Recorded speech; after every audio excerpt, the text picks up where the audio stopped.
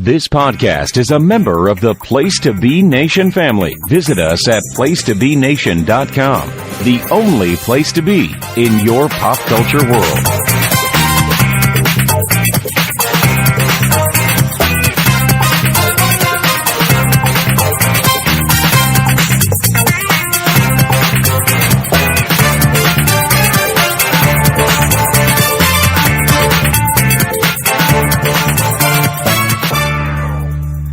Welcome to Geek and Sassy.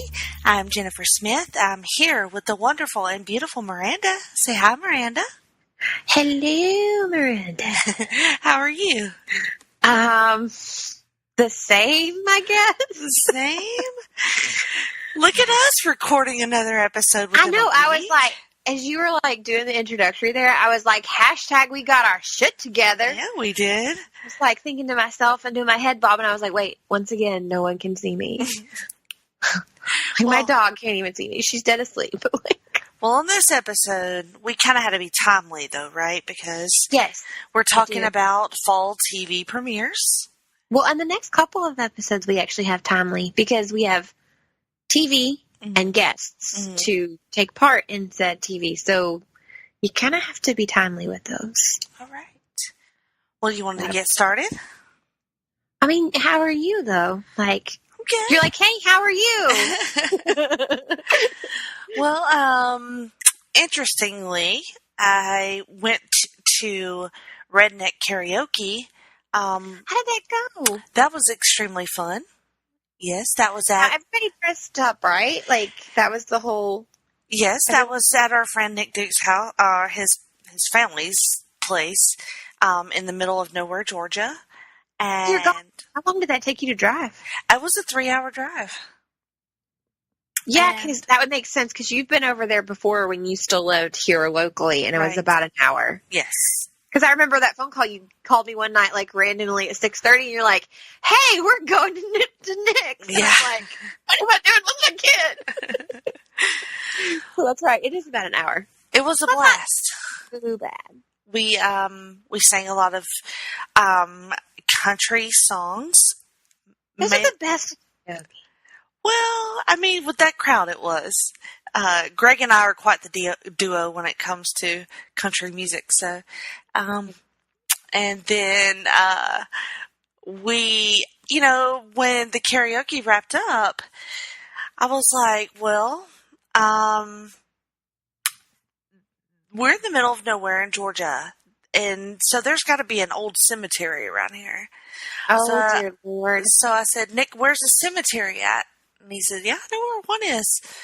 And I said, let's get on the golf cart. So we went on the golf cart in the middle of the night and went to a spooky cemetery. It was awesome. And we call that spooking, like I call that spooking. I don't remember calling it spooking, but we called it something growing up. I don't remember. Yeah, when I was growing up, my family has a lake house, and there was a cemetery, like an old cemetery nearby, and that's what we would call it when we would, like, us kids would go, when it got dark, and go to the cemetery and try to creep each other out. So it was real fun. We had one fairly close to the farm, too, and it was, like, well known for being, like, creepy. Don't go there after dark. Like, people used to claim to see, like, I'm not saying that they didn't, because I am one of those that's like, you believe in ghosts? Right on. I believe you. But, like, people would claim to see things, and just weird things did happen that couldn't be explained. So we would go there. And now, for the life of me, because you called it spooking, we called it something different. I can't remember what it was. It was they called it Chicken Graveyard. That was the nickname for it. Okay, that's good.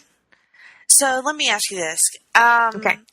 After the graveyard thing, we're going back, and then Nick stops and points out this old ass, like, fallen down abandoned house, like halfway, like, grown over with, trees and weeds and everything.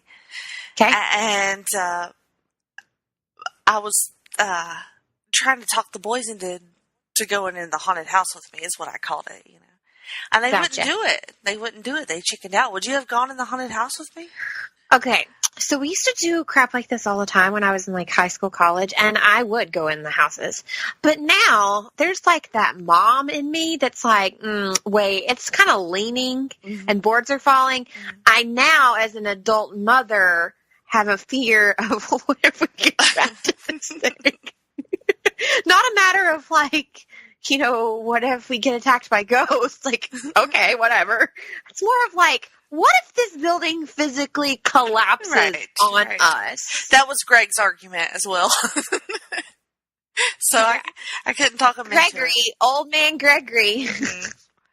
All of them. I kind of like young me would have been like, let's do it, Jenny, let's do it, and like probably would have got in there and been like, I'm out, creepy. Like, but I would have gone with you in there, and I would have like snooped around some. But like, adult Miranda is thinking, how many times did I go into a house like that, and it probably could have fallen on me? Yeah, we definitely would have died if we went in there. Yeah, it was pretty creepy. But so part of me, yes, would have gone in. The other part would have been standing with Greg, Ma and Pa over here, been like, well, the house is going to fall on you. They were all like, you can go. I'm like, I'm not going by myself. I know, fuck that. I'm not going by myself. That's not, no. I will go with you. I'm not scared, but I mean, at the same time, like, what if something does fall on me and I'm by myself? No. Yeah, I would have maybe gone with you. Or I would have tested its ricketiness at least, maybe. Yeah, you had to like... How drunk am I? Well, I was feeling pretty good. I mean, I wasn't awful. I guess it also depends on how drunk I am as well. Yeah. But like, I was still, I've been way drunker in my life. So it was that really good sweet spot of drunkenness. Gotcha. Gotcha. Where you're just feeling warm and just feeling great and invincible. And you love all your friends like so much. Oh, so much, yes. Gotcha. It was I know that. Blast. Right. So anyway. What's Chris says?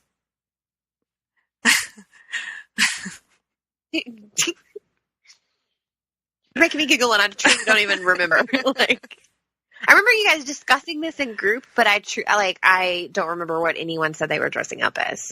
Well, Nick was Luke Skywalker from The Last Jedi. Okay. Russell, of course, had his Ghostbusters. Did he do his full Ghostbusters? He did. He went full Ghostbusters. That thing is hot and sweaty. Trust me. It was warm. I have one too. I was. Have you ever seen A League of Their Own? Yes. So I was a Peach. So I bought one of the outfits, the baseball dress and whatnot, and so the little hat and everything. I figured since I was going to Georgia, then because it was a movie theme for the. I couldn't remember what.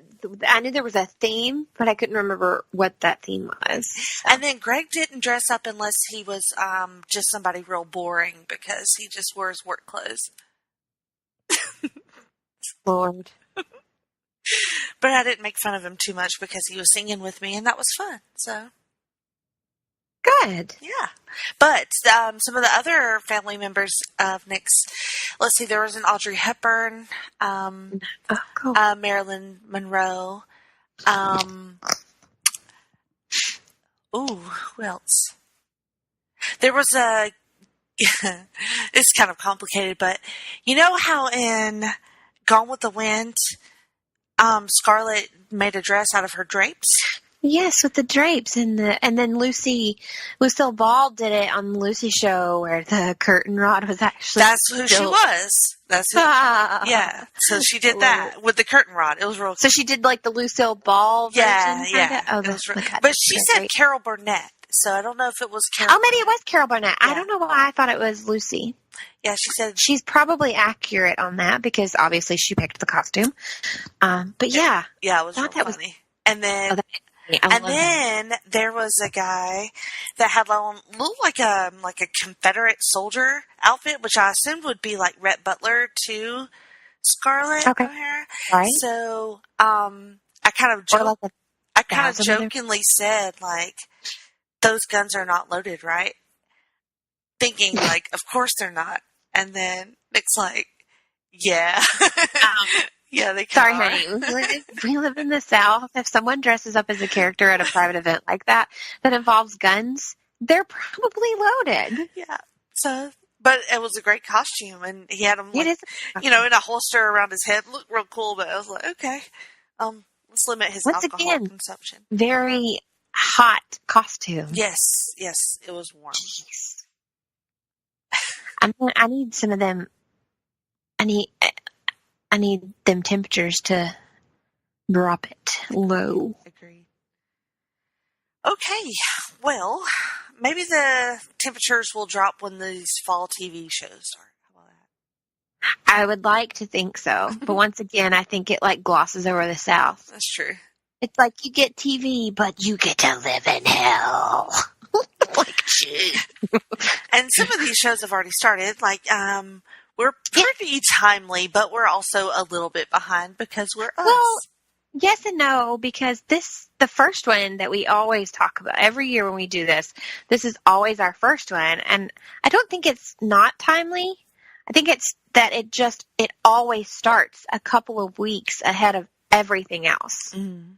Technically, it starts before fall premieres really take place. Yeah, and you're talking about American Horror Story, right? I am talking about it, American Horror Story. Now, I know you had a big party to celebrate the premiere. I did. We did a premiere watch party at my house. And then, that was for episode 1. There's 2 episodes out already. But last week I had to do a fasting lab on Thursday morning at like 7 a.m. and the show airs at 9 on Wednesday nights. So I was like, hey guys, I'm not trying to be rude because we've decided to like kind of keep this going throughout the season. Cause it was really cool to kind of, when nothing was, of course you don't like talking during a show, but sometimes in any show there's a little dead time where you can look over at the person and be like, what do you think? So it was kind of cool to do that and watch it with people that I usually end up discussing it with anyway, and to see their reaction, like live, I guess. Mm-hmm. But last week we skipped, so none of the group that has decided to watch it at my house every week has actually watched episode 2. Okay. So, this season is Apocalypse, so it's American Horror Story Apocalypse. Don't know how yet. We have theories, but don't know how yet, but it combines Coven and Murder House. So Murder House is season 1. Coven was 2, 3. It has, this is the first time ever that Ryan Murphy is taking huge chunks and names and places and events from past seasons and bringing them into a current season. He's always had like little Easter eggs of seasons to come and seasons or he's brought a character into, like when he did Twisty, he threw him in. He was an American Horror Story freak show, but then they threw him in Clown. Remember last season they had him pop up by name a couple of times? Right. So he's done things like that where he pops like one thing or one idea. But this season, apparently he's going to be bringing in a lot.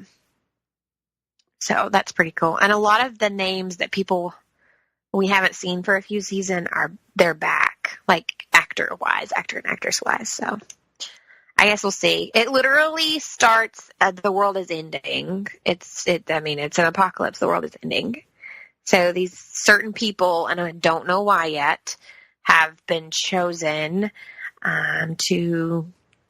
by some sort of agency, and they're now living in these like crazy protected weird bunkers. Mm-hmm. And you find out that there's more than one of them. I don't know. And they eat like this little Jell-O gelatin square is what they bring them for their meal. And they tell them there's all the nutrients and everything that you could need for your body in one of those. And you get one 3 times a day. So if you ration correctly, you should last X amount of months or years or whatever it is. Very weird. Do you know what the cause of the apocalypse is in the show? Yes, you do, because it opens with telling you like, well, yes and no. So it was nuclear explosion. It was a nuclear blast because there's a news reporter saying, I can't believe we actually did this, but I don't know who he's referring to when he says we. Like, I don't know if the U.S. tried to blow up somebody and it's a repercussion of, or if somebody, I don't know that part, but it's nuclear warfare. Okay. Essentially. Nuclear bomb has. So how was the premiere? I am living on reserving judgment. Because basically what they did is they spent it was only an hour this year. In the past, season premieres of American Horror Story have been 2 hours long, and it was only an hour. So they were telling you why we're in the apocalypse, and they were introducing you to some of the main characters and the concept of these people living in this bunker, and they've already killed one person. But it's not much beyond that. They, in the very last few minutes of the premiere, they give you some snippets where you're like, oh, huh, okay. Like, I felt like all of the best, like, leading you to want to continue the season or giving you information about what's to come happened in, like, the last 3 to 5 minutes of the premiere. Well, that makes sense. Yeah. So we have some theories on how we think it ties season 1 already in Murder House. So we'll see. All right. I want to talk a little bit about American Vandal. Yes. Because the second season of that show just dropped on Netflix on Friday. Is it Friday? Okay. The 14th. And did you ever end up watching the first season? I didn't. I remembered. I was actually going back and listening to. Obviously, we had to go back. If you've listened to episode 26 drop, then Jenny and I went back and listened to like all of our old episodes to get the different clips. Mm-hmm. So when I was listening to previous episode of ours, we talked about season 1. Mm-hmm. And I was like, yeah, I have every intent to go watch it. And like, I never did. And this may sound really bad, and I hope no one takes offense to this, but like, I truly, when it originally showed like that preview clip, and then you guys explained to me, like, no, this is for real, it's going to be on Netflix. I was like, oh my God, I have to watch that. Somewhere along the way, I lost interest in wanting to watch it. Well, that's fair. But I will say that I thought season 1 was really well done and surprisingly addictive and engrossing, despite the subject matter, right? So, because it sounds silly, and then when I saw the trailer for season 2, they just seemingly doubled down on the silliness, right? Because the premise for season 2 is who is the turd burglar, right? I did see that. I was like, what? So the quote-unquote investigators from season 1, the documentarians, it's all sort of like meta, because they're like, after the success of our first documentary, and, you know, we got a Netflix show out of it, you know, and oh, okay. So they're like, all across the country, everybody was sending us their mysteries, and they wanted us to come in and do the documentary about their thing. So what they decided on was an incident at a Catholic high school, a rich private Catholic high school, that people called the brownout, where somebody had poisoned or slipped laxatives into something at lunch, and then it caused almost the entire student body to crap themselves or their immediate surroundings, trash cans, lockers, anything that they could physically crap into. So it sounds just like ridiculous, but they make it so freaking compelling the way they do the documentary, and you get so caught up in it. It's like you can't help it, even though it's so freaking silly. I wish I could describe it, but it's funny, and you end up like really caring for the characters. Most of them, of the actors you've not seen in anything before, but they're all just so very genuine that it almost feels real. I'm telling you, it almost does. It's great. And then the conclusion to the story is it's a little bit like satire on social media and identity theft and bullying. So at the end of the story, you kind of have a deeper appreciation for what they're trying to do, even though they frame it as such a ridiculous concept.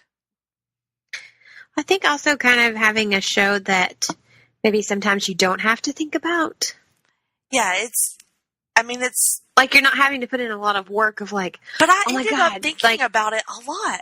Like I really did. Like it is super easy to binge. I think there's 10 episodes and we did it in a weekend. So, are they 30 minutes or an hour? I think they're 45.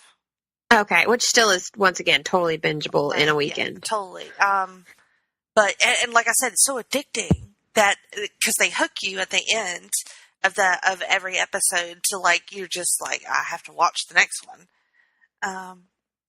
But yeah, it's I highly recommend it if that's your thing. I mean, like I understand some people will not enjoy it, but I enjoyed it a lot. Oh my God, I was sitting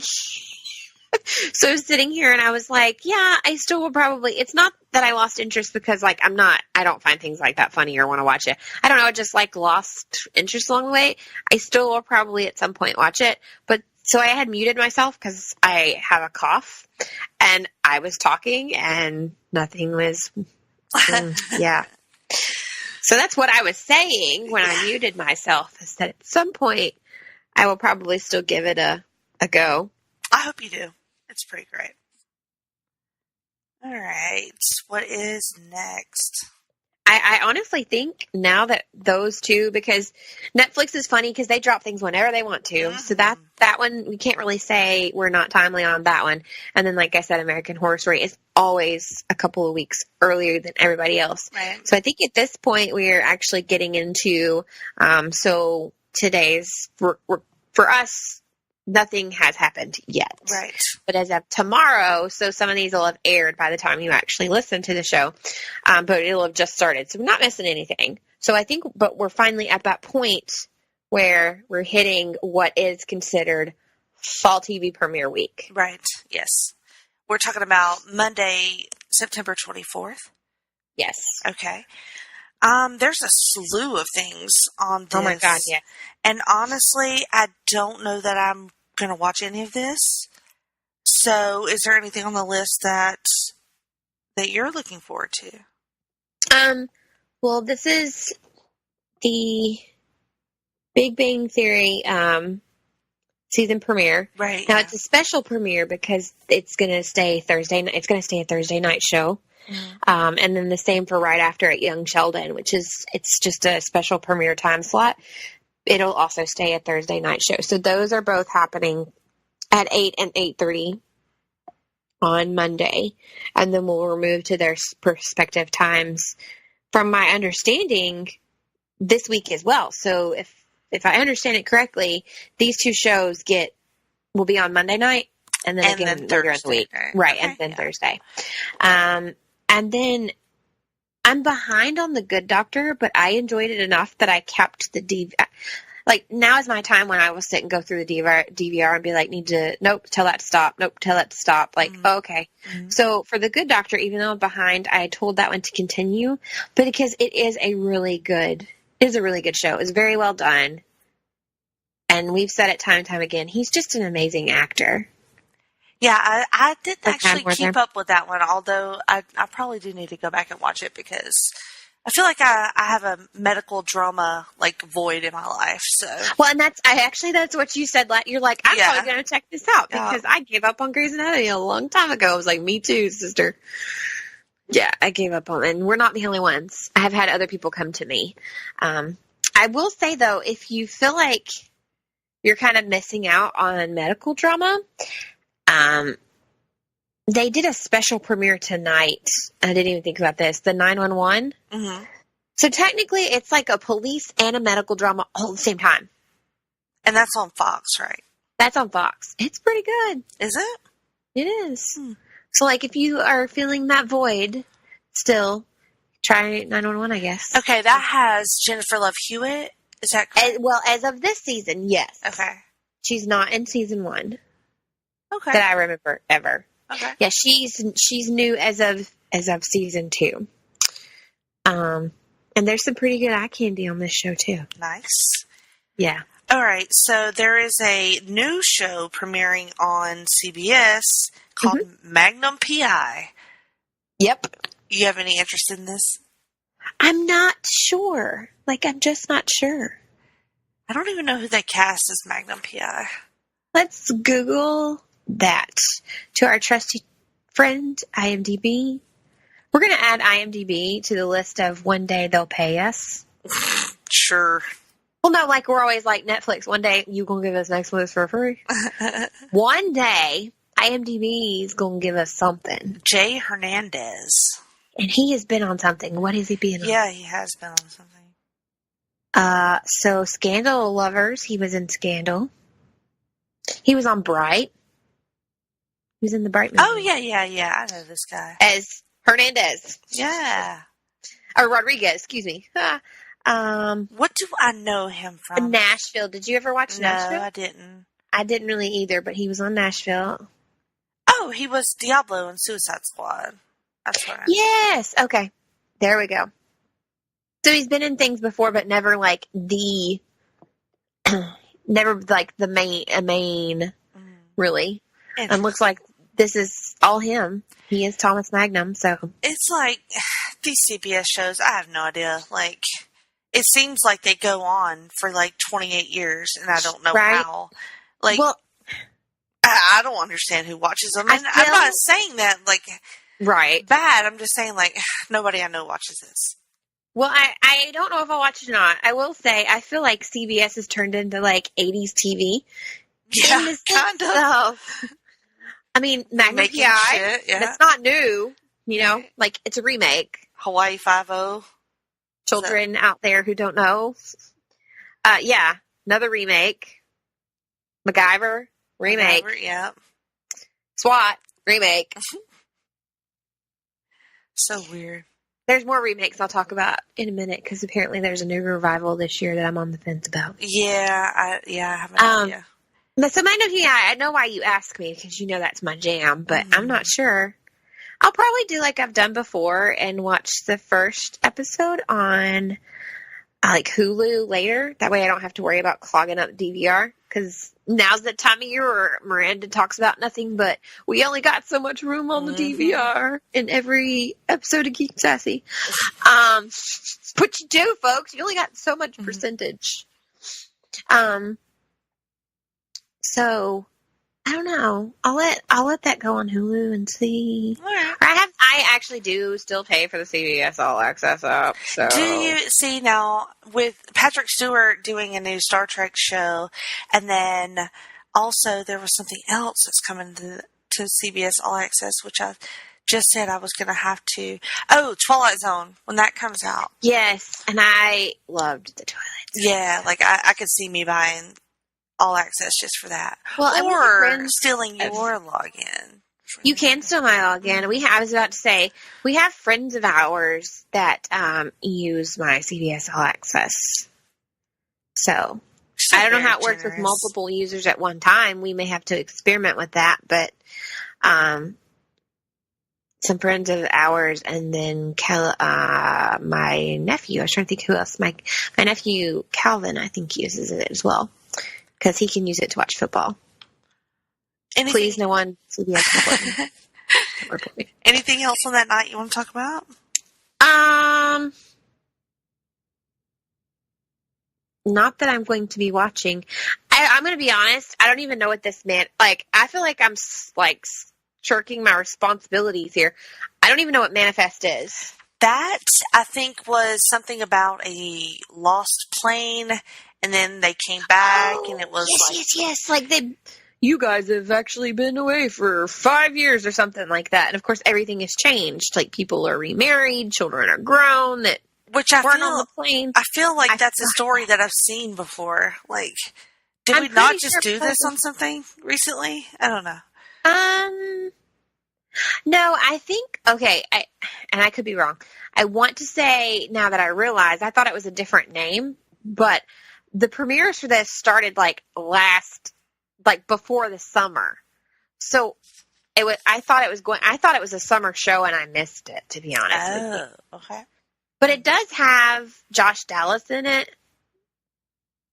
He was a fantastically hot Prince Charming in Once Upon a Time, so I don't know, maybe I'll watch it just for Josh Dallas, just to see. All right, well, report back on that one. I ain't recording it, but I'll check it out. On Tuesday, the 25th, The Gifted comes back to Fox, which I never did finish the first season. I never started, but that was one I had reservations about, but everyone says was so much better than they thought it was going to be, and is actually a very good show. Yeah, I liked what I saw of it, and I've heard good things about it. Of course, your beloved NCIS, that's one of yours, right? Whoop, whoop. That's like my big one. You know me. You know me and my Gibbs. And also NCIS New Orleans. Yes. Which is really good. Well, it's in New Orleans, so it has to be. If they would quit making Hottie McHotpants say Roll Tide. Oh, Jesus. All the time on it. Never watching that. Well, his character is from Alabama, and so every now and then when they pick on him about it, or they say something, or they'll be like, "Did you catch the game?" And he'll be like, I did, Roll Tide. And I'm like, Good God. Lucas Black. Oh, he's been in a bunch of stuff. But yeah, Mr. Hottie McHotpants, if they could just make him stop saying that on occasion. And every time he says it, Jerry likes him as an actor because he was in a movie, a golf movie that Jerry really likes where he's the main character. And every time he says it, he's like, like Jerry just cringes. Yeah, no. Mm-mm. Also coming back on that night is This Is Us, which I don't watch, but I know a lot of people do. Either. So that's going to be huge. And then a couple of new shows, one on CBS called FBI, which I watched the trailer for that and I found it interesting. Number one, because they had a slowed down version of the song Wonderwall, which is one of my favorite songs. So I was like, you get points for that. And then Dallas Roberts is in it. It looked like playing a villain. So that was interesting. I'm not sure on that, but I did see the cast looked pretty decent. The cast did look good, yeah. So, it's called FBI, so you can pretty much guess. It looked like terrorism and whatnot from the trailer. Yeah, it's about, I did look this one up because this is my jam. It's kind of the inner workings of the New York office of FBI, because, there are multiple offices all over the U.S. And it kind of shows you, so I guess it would follow along kind of the shows that I watch. But I don't know.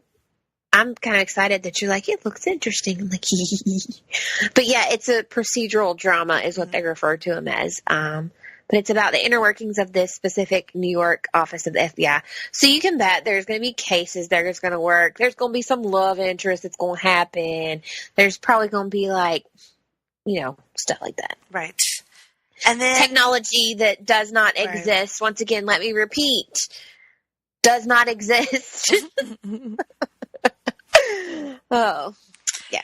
And then that same night we have New Amsterdam on NBC, which is, like I said, on another thing, it's like another one of those medical dramas that felt recycled to me just from the trailer. Like Renegade, do-gooder doctor wants to change the system and goes against authority and goes against, I mean, it looked fine. The cast looked good.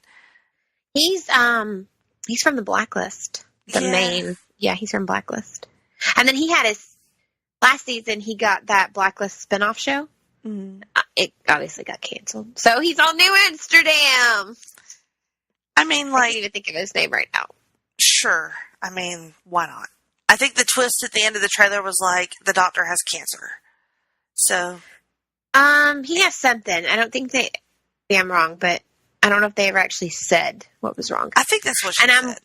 I want to say it also follows along that maybe he also wasn't always a do-gooder. That makes sense. Like, he became this do-gooder doctor because of an incident or something of some sort. Yeah. Okay. I don't mean to sound like dismissive about it, but I'm just. No, I see what you're saying. It feels familiar. It feels familiar. It feels recycled. We've been here before. Deja vu. Give us something new. Right. That rhymed. I'm going to keep that as my new hashtag. You are a poet, ma'am. Thank you. Thank you very much. I'll be here till a couple more hours. Wednesday, September 26th. On this night, we have the return of, Survivor. They need to die. Die. Empire on Fox.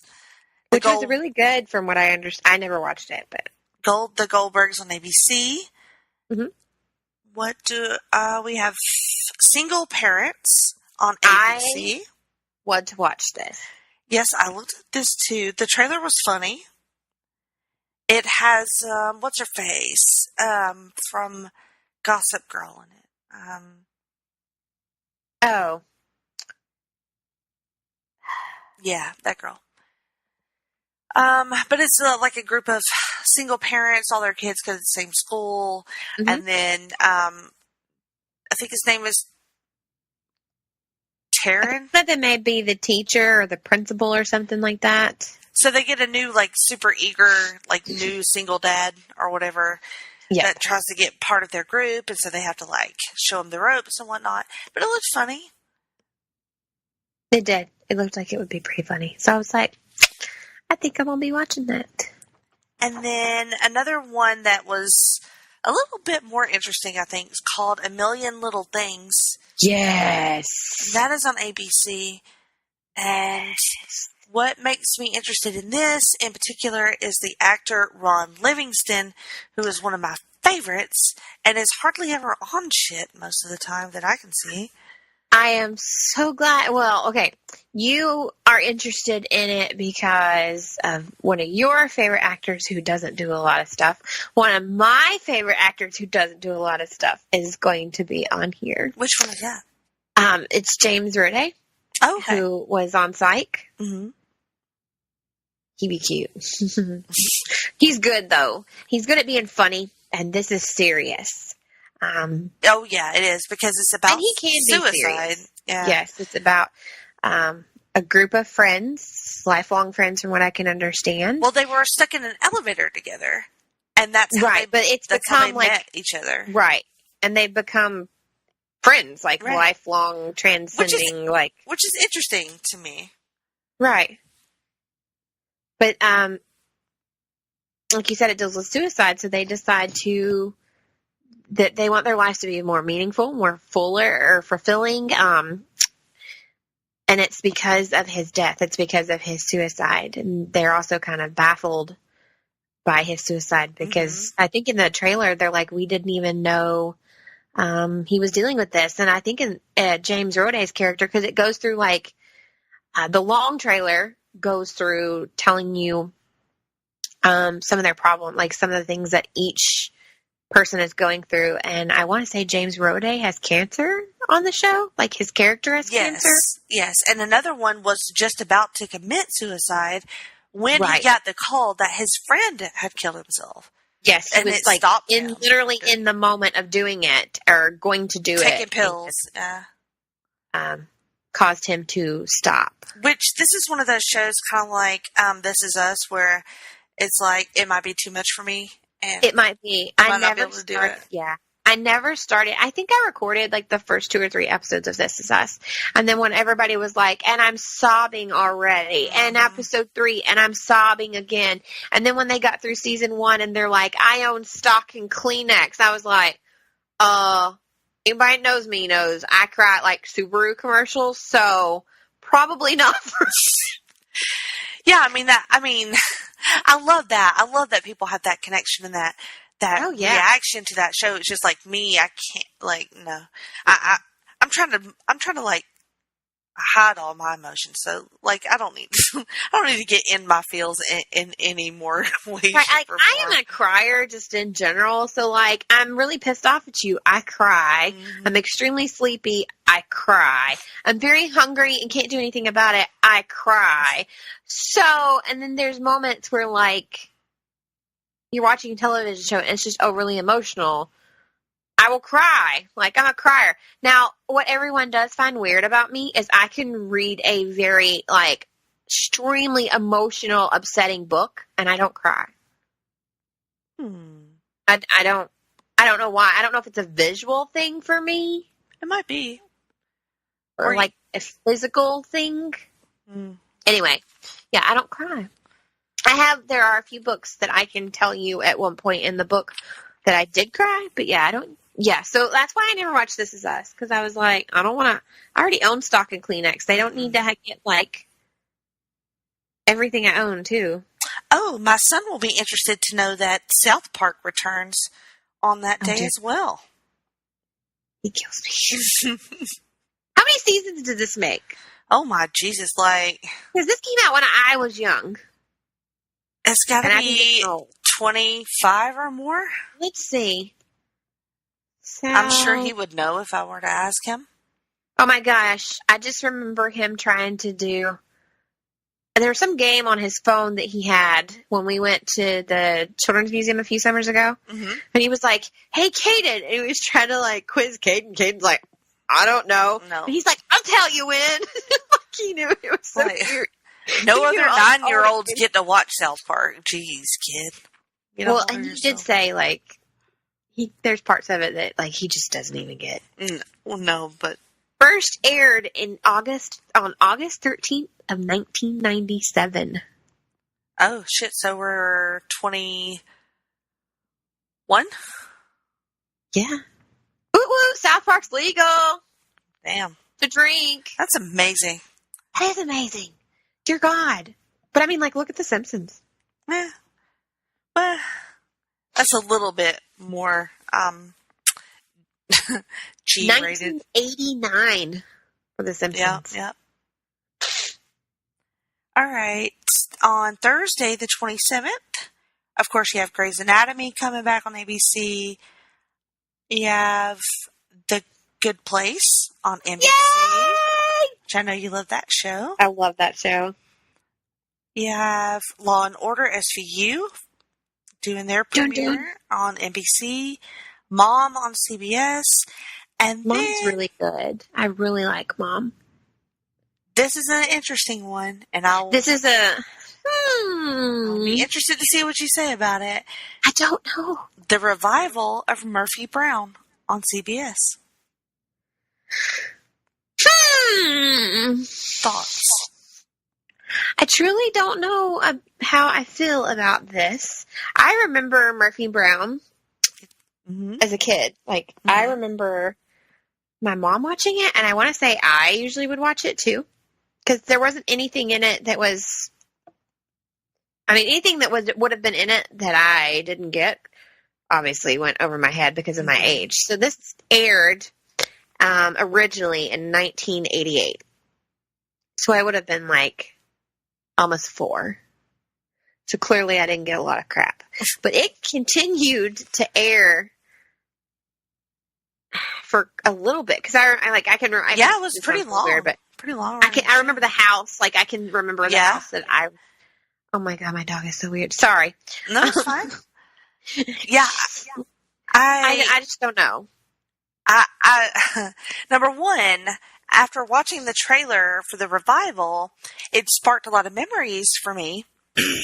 I think the cast still looks great. Really. Mm-hmm. They really have They aged do really well. do.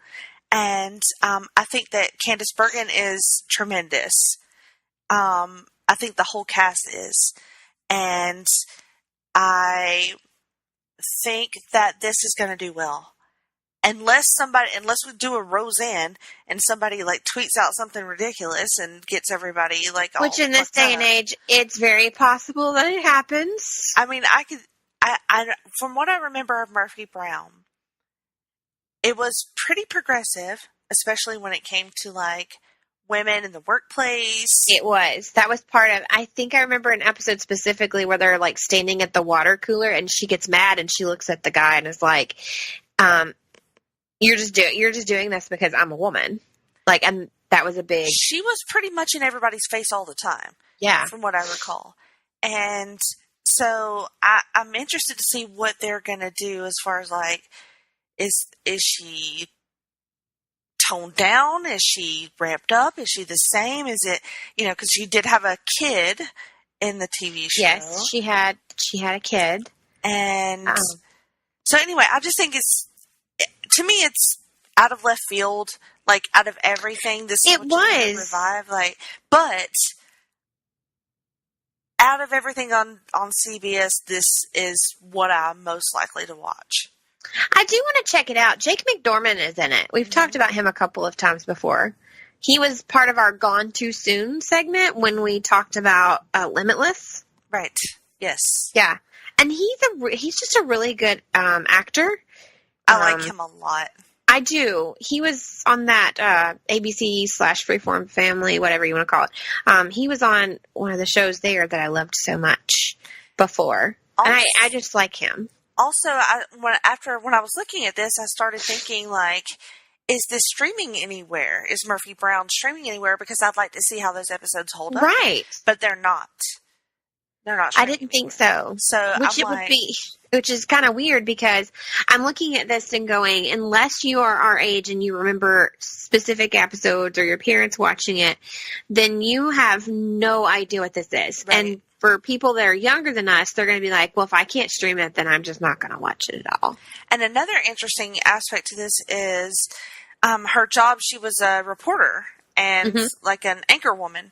So then that brings you to like the state of broadcast journalism right now. This is a whole nother aspect to get involved in. So I don't know. I think this has a lot of potential.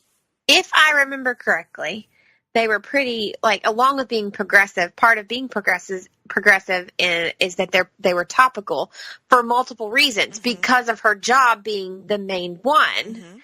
So I'm wondering how that'll all play out. Because we have also talked about, like, watching shows to escape all of that crap. That is true. That is true. But I feel like if you can make it funny, then... Right. And I always remember that show being funny. If you can make it funny and make it to where no matter what someone kind of feels, we're talking topically, that it applies, it's not like lumping and saying this is only good for this one group of people, then I think it'll be pretty good.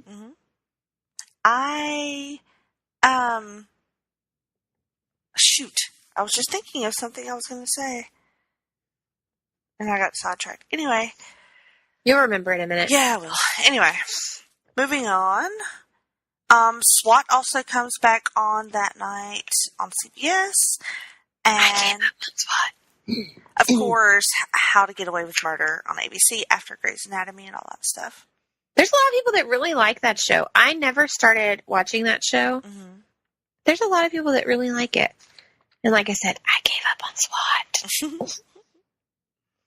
I mean, yes, it's Shamar Moore, and who doesn't want to watch an hour of some Shamar Moore every week?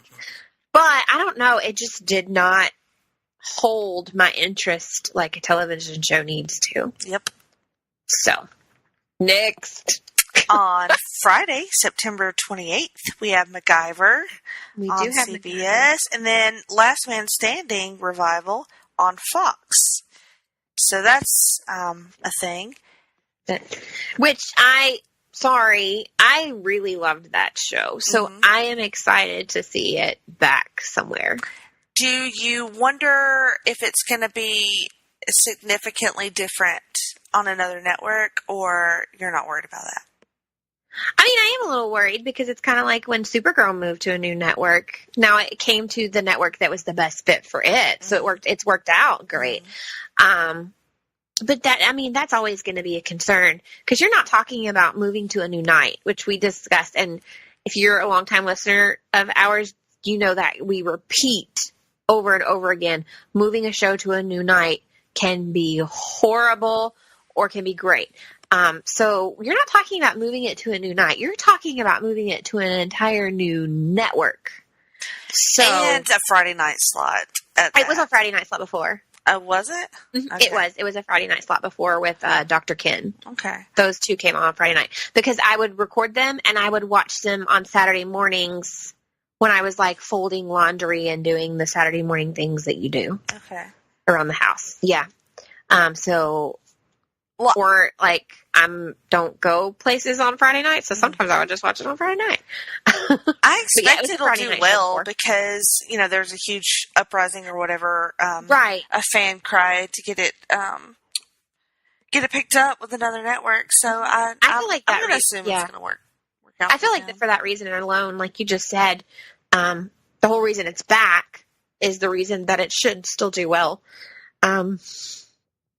I don't know. There were just a lot of, I don't know. It was one of those, like, it could be a good family show, if that makes sense. Mm-hmm. Like, there wasn't anything in it. Caden could be in the room with me and watch it. Mm-hmm. And there were funny moments and there were serious moments and it's just like any 30-minute family sitcom, if that makes sense. Mm-hmm. And it's one of those, like, either you like it and it applies to you and you're cool with this family or you're not. And either way is okay. But it's really funny because remember I talked about an episode once where their neighbors, they found out the husband was really big into Jane Austen. So she invites him to her Jane Austen book group. Oh yeah, I do remember that. They have like really funny moments like that too. And they did, Jonathan Taylor Thomas makes an appearance every now and then. Oh, well, that's cool. He does. Might be worth it just for that. He's adorable. Adorable. He is. And so it comes on right before the premiere of The Cool Kids. Yes. On Fox. Mm-hmm. Which, when I turned on this trailer, I was like, what is this? And then, I saw Vicki Lawrence was on it. Right. I was a huge fan of Mama's Family. When she was on that show. Yes. Oh my God. That show was. I grew up on that show. We all grew. I mean, I'm sorry. I think everybody grew up on that show that was our age. I think Vicki Lawrence is a fucking genius. I think she's hilarious. I'm so glad she's back on TV. Yes. And so there's also, who else is on this? David Allen Greer and the guy Leon from the Roseanne Show. I don't know his real name. That's what I know. Martin Mull? Yeah. The old guy? Yeah. I hate to say old guy. Yeah. You'd be like, hey, you old guy that's been in a bunch of things. I think, Martin Mull. And so they're in a retirement home and one of their friends dies.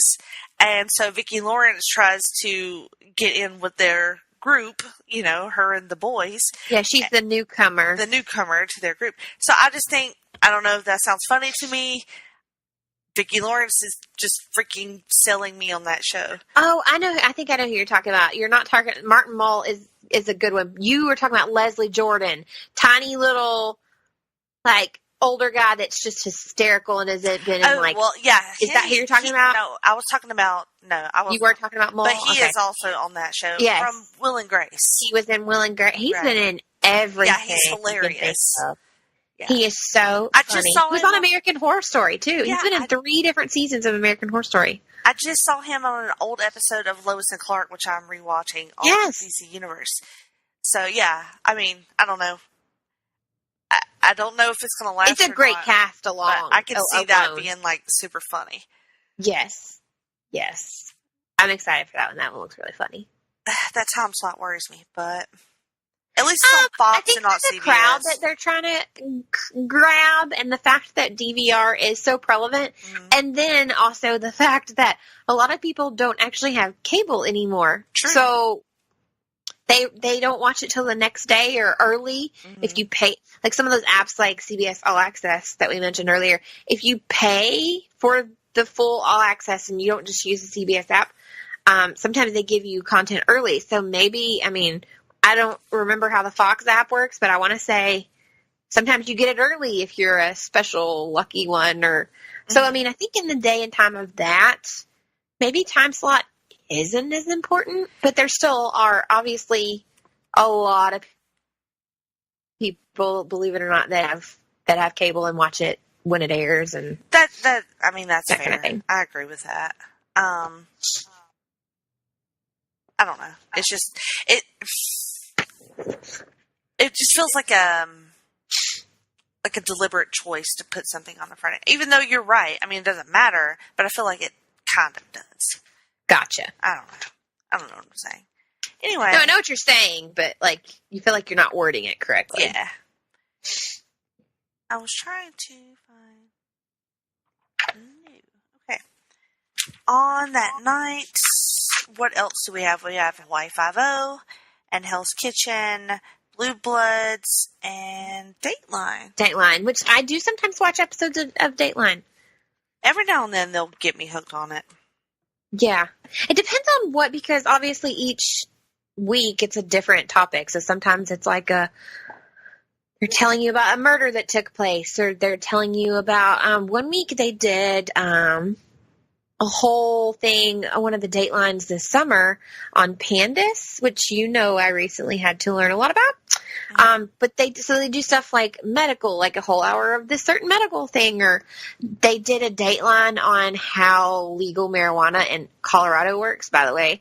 Recommended episode. You learn a lot of it. Like, Jerry and I were engrossed in that episode. Like, Jerry is one that, like, he never smoked weed. He's not really cool with, like, you do you in your own home, but at the same time, he's like, no, dog. If that makes sense. Like, he's not going to judge you for it, but it's not for him, if that makes sense. But he was completely enamored and engrossed with this episode. It just gives you a lot of information, and you realize, well, man, if that's how it's working, why isn't it working that way through the whole country? Because that is stupid smart and bringing in so much revenue. But anyway, so Dateline has some pretty cool individual episodes, and then other times I'm like, I don't care. All right, and then the next night we have the premiere of Saturday Night Live on NBC with host Adam Driver and Kanye West. I will watch that. Adam Driver. I love me some Adam Driver. Be still my heart. You guys know how I feel about long-haired fellas, but Yep. Kanye, not so much, but that's not fine. so much. I can fast forward through him. Kanye through the wire era Kanye? Yeah. Like, interested in watching him. Yeah. Not like, woo! Like I am about Adam Driver. I might watch him just to see what kind of crazy shit he does, but that's about it. Right? I hate when they bring people on, though, and they try to add into the skits, and, like, the skit is funny, but that person is not funny. Oh, yeah. Kanye is not funny. He's not funny. No, just let him sing and then leave. And he doesn't take things funny, so maybe he's just the musical guest. Hopefully. Hopefully. We shall see. On Sunday, September 30th, we have The Simpsons coming back on Fox. Which my kid is, like, driving me nuts about. Can I watch it? Can I watch it? Can I watch it? And we do let him watch the majority of it. But there are some episodes where I'm like, nope, not this one. So my kid, like, I had my calendar that you and I printed laying on my desk, and he took a blue highlighter, because I was using pink to highlight all my shows. He took a blue highlighter and highlighted Simpsons and wrote yes in Caden handwriting, like I didn't know. You should let that boy watch Simpsons. I probably will. I mean, we're 12 now. Right. So, yeah, he could definitely do that. And there's still going to be so much that goes over his head. It'd be fine. Bob's Burgers is on that night, too, and Family Guy. I did say no to Bob's Burgers. It ain't happening. Okay. NCIS, Los Angeles. This is Los Angeles. Mm-hmm. And then I kind of only briefly was like, not sure about the God Friended Me. Yeah. I don't know how biblical, religious. Obviously, it's there in the title, but that doesn't necessarily mean it's going to be. Because don't you remember the one a few years ago with Maggie Lawson where she had the guardian angel, but it was actually like it was funny. Mm-hmm. So I don't know if it's going to be like that or if it's going to be like dramatic, like it looked more dramatic to me. Yeah, I couldn't tell. It was like the premise was the guy is like a preacher's son who grows up and then is kind of like agnostic / atheist. Right. And then gets a friend request from God. And other people start getting them as well that have had crap things happen in their life. Anyway, and it's like you meet this one person and it leads to this situation and leads to that situation. So it looks like something has steered him into this, thing for a divine purpose. We'll see. But Brandon Michael Hall is a good actor, so I was like, maybe I'll see. God Friended Me is not a great title. No. And we've also talked about that before. Mm-hmm. Your title ruining. Yeah, you're going to have to come up with something better than that. Yeah, not sure about that. Is there anything else on that Sunday night that you would like to talk about? Did you look up what the new one on Fox is? It just says Rail? No, I did not. I missed that one. Okay. Yeah, I somehow missed that one too, and I just realized I kind of accidentally partially highlighted it because of NCIS LA. So it's a successful comic tries to put his life back on track after his marriage falls apart. Okay, that could be. Mm-hmm. Let's see who's in it. Lil Rel Howery. Okay, I don't know who he is, but okay. Jess Hilarious Moore. Jordan L. Jones. Sinbad's in it as the dad. Good for Sinbad. It looks like currently there are only 6 episodes of this show. Okay. So maybe they're waiting to see how this works. All right. That might be it's on Fox, 9:30. Mm-hmm. Yeah, 9:30. That might be check it out and see if it's funny. Okay. Well, that wraps up September. So, it's pretty loaded so far. Which, if you think about it, we're like, man, that's a lot. And that wraps up September. That's just that's this week. So we're a week away from October already. Mm. And it's still 97 freaking degrees outside. Feels like 103. I'm not bitter about that at all. Not at all. All right. So let's take a break right here and then we'll come back and we will start off with fall shows in October. Promotional consideration paid for by the following. Hey, pro wrestling announcer Kevin Kelly here. I want to make sure you are all subscribed to all the great feeds here at Place to Be Nation. It's really easy to do. Just head to iTunes or your preferred podcatcher app today and search and subscribe to the Place to Be Nation wrestling feed, which of course includes the full archives of the Kevin Kelly Show, the Place to Be Nation pod feed, and the Pro Wrestling Only feed. Subscribe, listen, and then rate us and leave feedback today. And be sure to give Justin your true thoughts. I mean, don't hold back. After all, he is kind of a jerk. Just listen to Scott.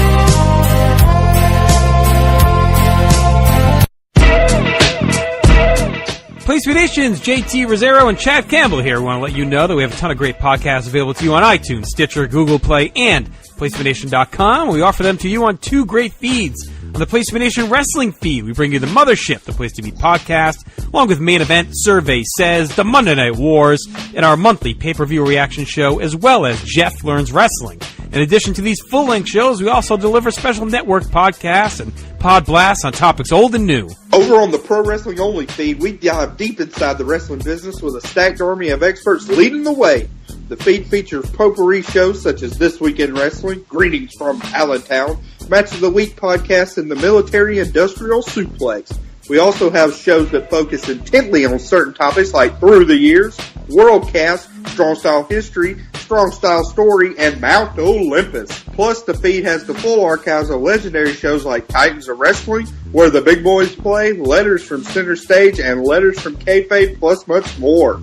And on our very popular Place to Be Nation Pop podcast feed, we offer such great shows as Talkin' Pop, the Glenn Butler Podcast Hour Spectacular, NBA Team, PTBN Play, Sunday Groove, Breaking Balls, and Lucha Undead, as well as a veritable podcast heaven for comics fans with the hard-traveling fanboys, Sellers Points, Todd Weber's Conversations, Geek and Sassy, and Marvel Age podcasts. You can find all of these current shows, plus archives of our past podcasts, including The Kevin Kelly Show, as well by subscribing to both feeds on iTunes. And while there, be sure to rate and leave feedback today.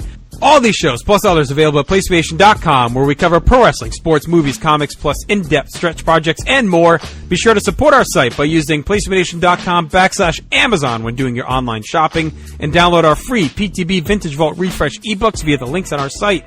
We also want to thank our friends at Boneheads Wing Bar in West Warwick, Rhode Island, and Fall River, Massachusetts, and thehistoryofwrestling.com. Be sure to follow us on Facebook, Twitter, Instagram, and Tumblr as well. PlayStation.com, the only place to be in your pop culture world.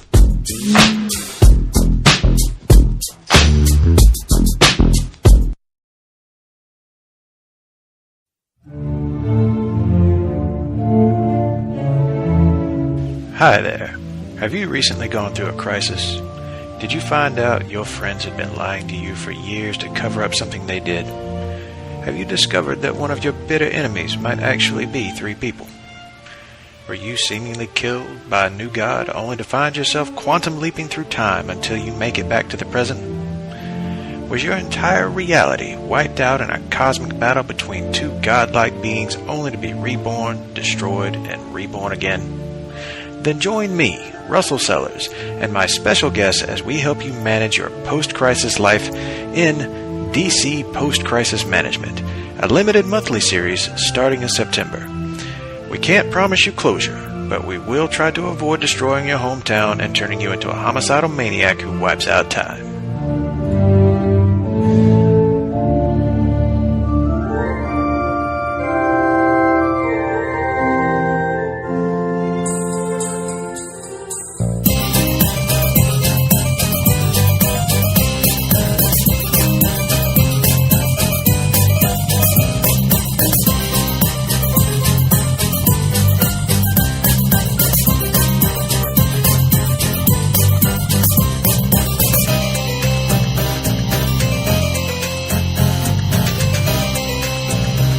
Welcome back to Geek and Sassy. Jenny and Mirandia here. I'm still talking fall TV premieres, but before we start October, we're going to kind of go through our list of TV shows that got canceled, sadly, or not sadly, from last year. Miranda's got the list. What you got? So one that I think you watched too. Did you watch Ghosted at all? I did, yeah. Okay. That's real cute. Oh yeah, I really liked it, but apparently it just didn't catch on for whatever reason. And they can't. That was the Adam Scott, Craig Robertson, funny X-Files. Yeah, Robinson. Yeah, Robert. Yeah. Okay. That got canceled. They did, if I remember correctly, finish the whole season. Yes, but they didn't plan it. They didn't give you an ending, obviously. Mm-hmm. So that was canceled. Timeless. That poor show. That poor show. Yeah, they canceled it. Everybody was pissed the hell off. They brought it back, canceled it, and left us on a giant cliffhanger. Well, that's just poor planning. You know what I mean? It is poor planning. If you know that your show got brought back, then you're probably not going to get 2 seasons. You're going to get 1 more season to wrap your shit up. Well, no, I don't think it was. I think it got brought back, and then it was like, okay, we'll see how it does. You know, like they do with all shows. Like, we'll see how it does, and then maybe we'll give it a third season. But you know, without a doubt, that there was a point in that time where they're like, we should at least have an ending. Right. Yeah. We are not giving this a third season. Let's see what we can do to take care of this. Yeah, that's dumb. That was dumb. One I know that you were bummed about. I never finished, but I know that you and a lot of our friends really liked it. And I remember it had excellent music on Netflix. Was Everything Sucks? Yes, I love that show. I don't understand why it got canceled, especially on Netflix, because, I mean, I don't know. I don't get it. I wonder what their reasoning was behind that one, because now I haven't looked up the reasoning. With the exception of like a couple of these, I've not looked up the reason to any of these. There's one that I found on the list that I don't know if you even know about yet, and I want to see what you think when we get to it. Deception, which I told you guys about a couple of times, where he was master of deception essentially, and it was him and his twin brother, and they were being framed. His twin brother's framed. Yeah, I guess they decided to can that shit. But once again, a summer show that you didn't advertise very well because you were like, oh, I didn't even know that was a thing. And I said, yeah, I'm really enjoying it. And then episodes like stopped recording at one point this summer. And I was like, oh, well, maybe that was the series season finale. Okay. And then they started recording, but on like Saturday night. So I think it was like, oh, well, we'll give you the rest of what we already made. Right, like it didn't matter. They knew. Yeah, like, they knew it was done. Weird. Really liked that. That was a pretty good. One that you and I briefly talked about, The Heathers. We've been waiting to see like where it was going to come on. So we didn't know it had even actually started yet. The funny thing is it has a note that says canceled, but shopping around. Welp. I sure would like to try it out. I've never seen that note before. That leads me to believe that it was on Paramount Network too, which is an odd channel to have a show like that. But anyway, super duper duper sad about this. But The Librarians. Aww. It was season 4 they made it through. And of course there were the movies. They had those little campy B-rate librarian movies. That led up to them deciding to do this show to begin with. I loved that show so much. It was a bummer. That was on TNT? Yes. Yeah. And then a show that you guys I haven't talked about in a while. It was a PBS show, Mercy Street. It was the hospital during the Civil War. It was right there on that town where some people were. Was it Civil War or First World War? No, it was the Civil War because they're in a town where some people are like they will treat the Confederate soldiers that need treatment, but they are actually one of those like mixed because they also have it's basically it's predominantly a northern town. It's like a safe town, I guess is what I'm trying to say. Okay, I got you. It had Josh Radnor in it. Right. Yeah, it was really good. And then I picked up a book when we were in DC, like a chapter of like women, because this was like apparently some of the people in the show were real. Like that hospital was a real place, and those people were real people, but there's no factual to like the story, if that makes sense. Okay. We've talked about this before where it's historical fiction, but it's based with real facts in there. Gotcha. Yeah. So they canceled that. That's a bummer, but I will say it was a good watch. It was they got 2 seasons at least. And then Jenny broke my heart by telling me The Mick on Fox. That show is not for everyone though. Like, it was popular though. I never watched it, but yeah. It could go to places that you were like, okay. It was funny.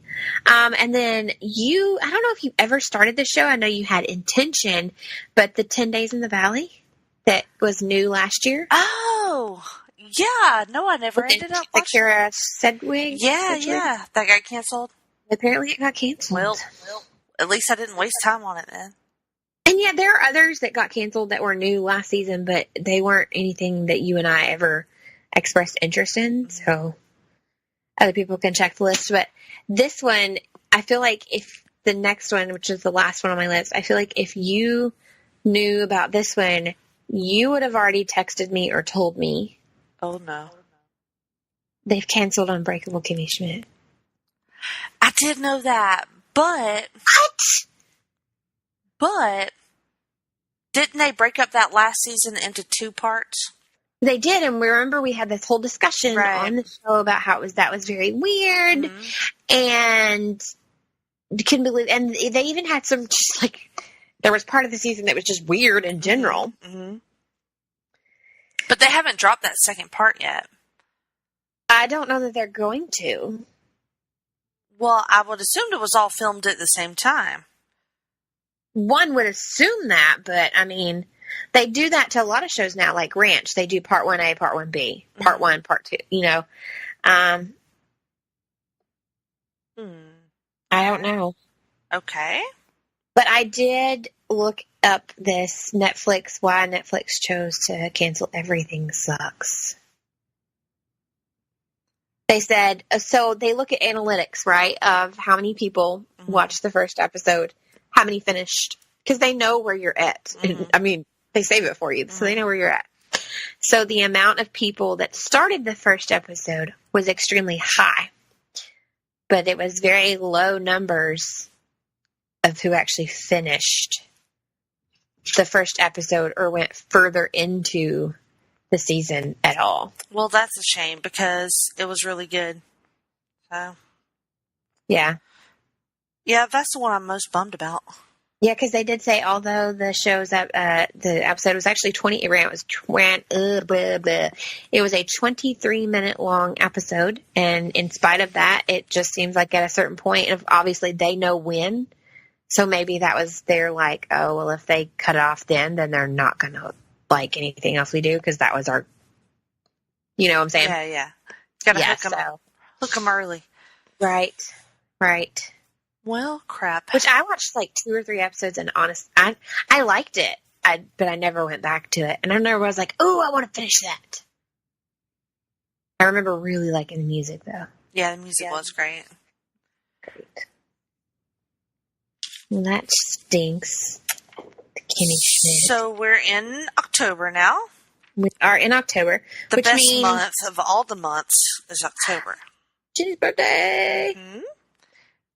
And I will remind you guys that we're not covering any of the CW shows on this because that will be our next episode.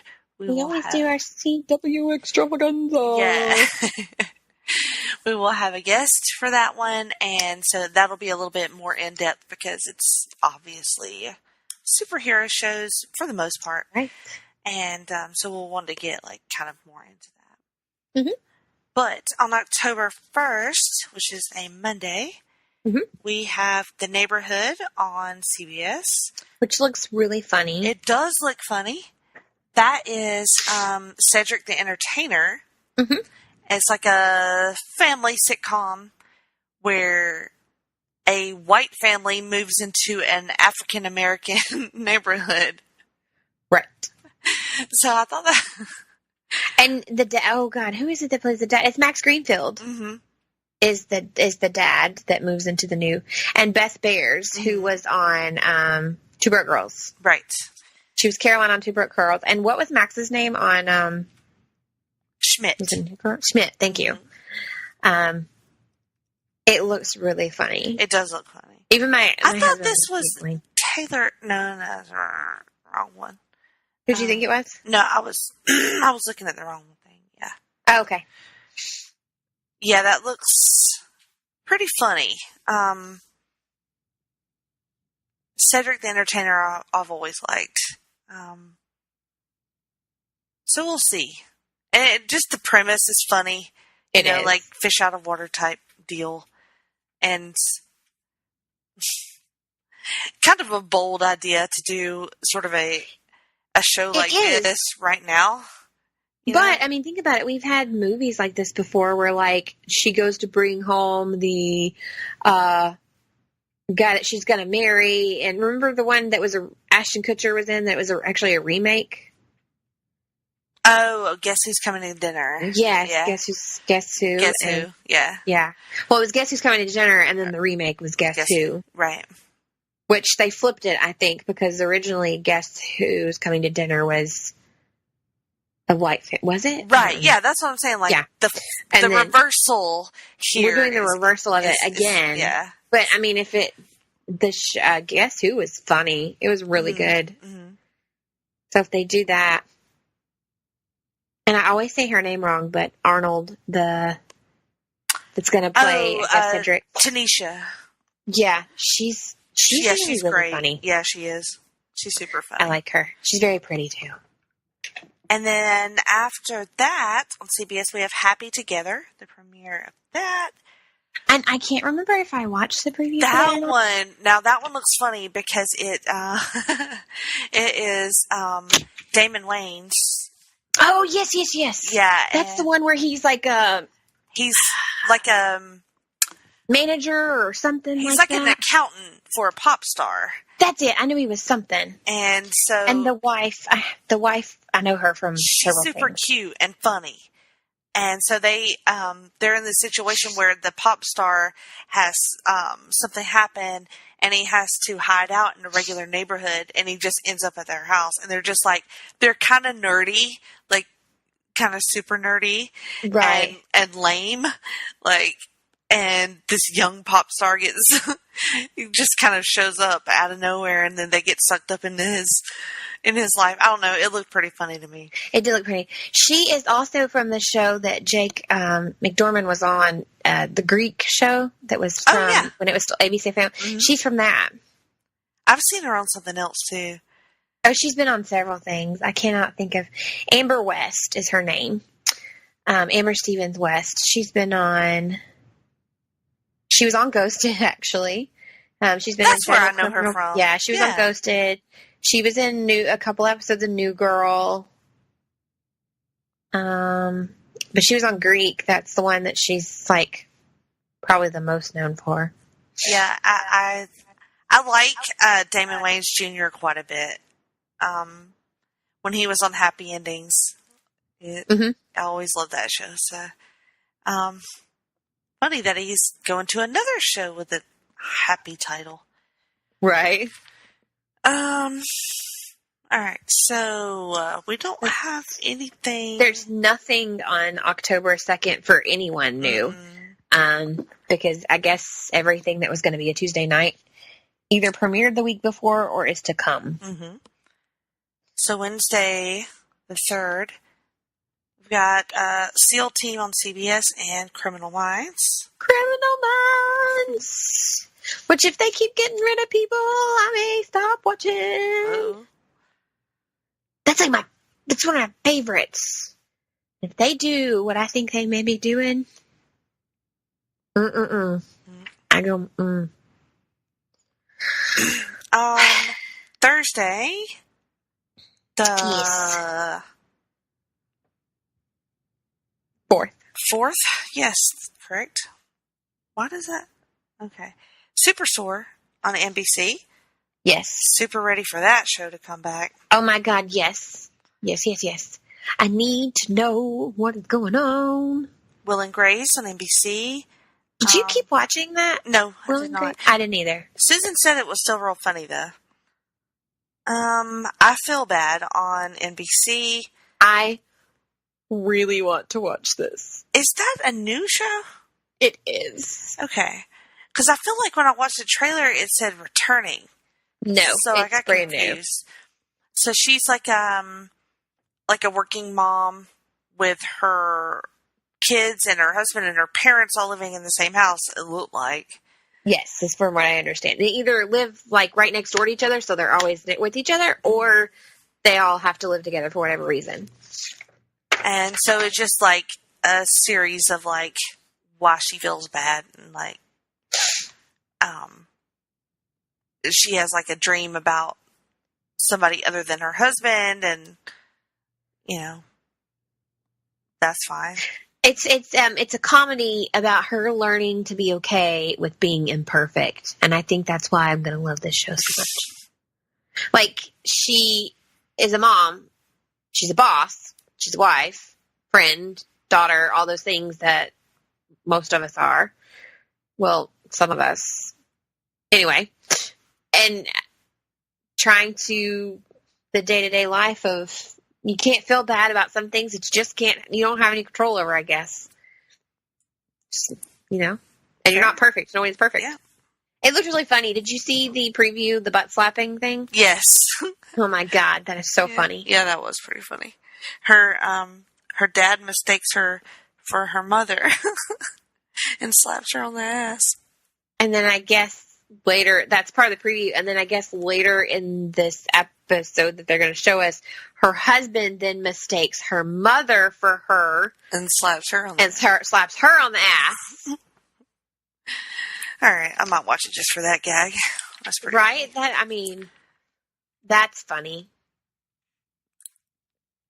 And then Law and Order SVU, their time slot premiere. Yeah. Well, and the other one was Good Place is the same. Yeah, it's moving time slot. Right.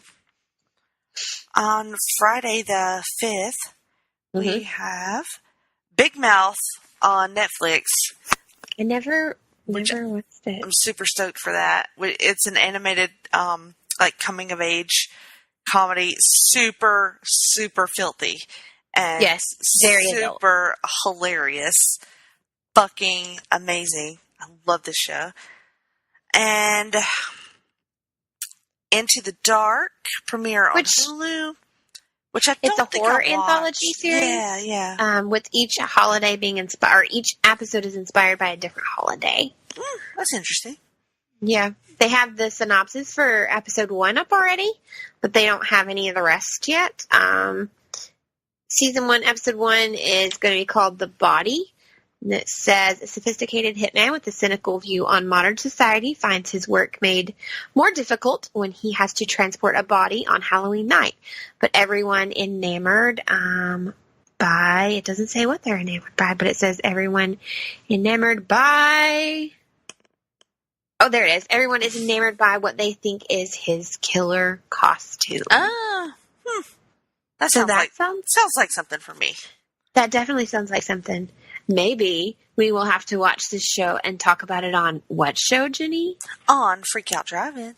Freak Out Drive-In. Check Jenny out on Freak Out Drive-In. Maybe we'll do that. That would be pretty cool. The Man in the High Castle returns to Amazon. Did you ever watch that? I watched the first season, but not the second. Okay. Did you watch? You did start Speechless. Speechless, yeah, Speechless. I am caught up on, I think. Oh, cool. Yeah, I like that show. Super funny though. I didn't look up this child support show. I didn't either. I don't know. Part of me was like, a show about child support. I don't. It's Ricky. Oh, it's Ricky Gervais. Oh, really? We may have to figure out what this is. So, a U.S. game show hosted by Fred Savage and features adult contestants. Oh my God. And interactions between Ricky Gervais and a group of 5 kids who say the most unpredictable things. So it's like getting support from a kid. Oh, the game show. Okay, it's a game show. Fred Savage and Ricky Gervais. I'm there. Mm-hmm. I am at the table for that. Why do I love Fred Savage so fucking much? Because he is our childhood. He's so wonderful. He is so wonderful. It makes me so... Not that there's anything wrong with game shows. Like, I like game shows. But it makes me sad that, like, this is what he's doing now.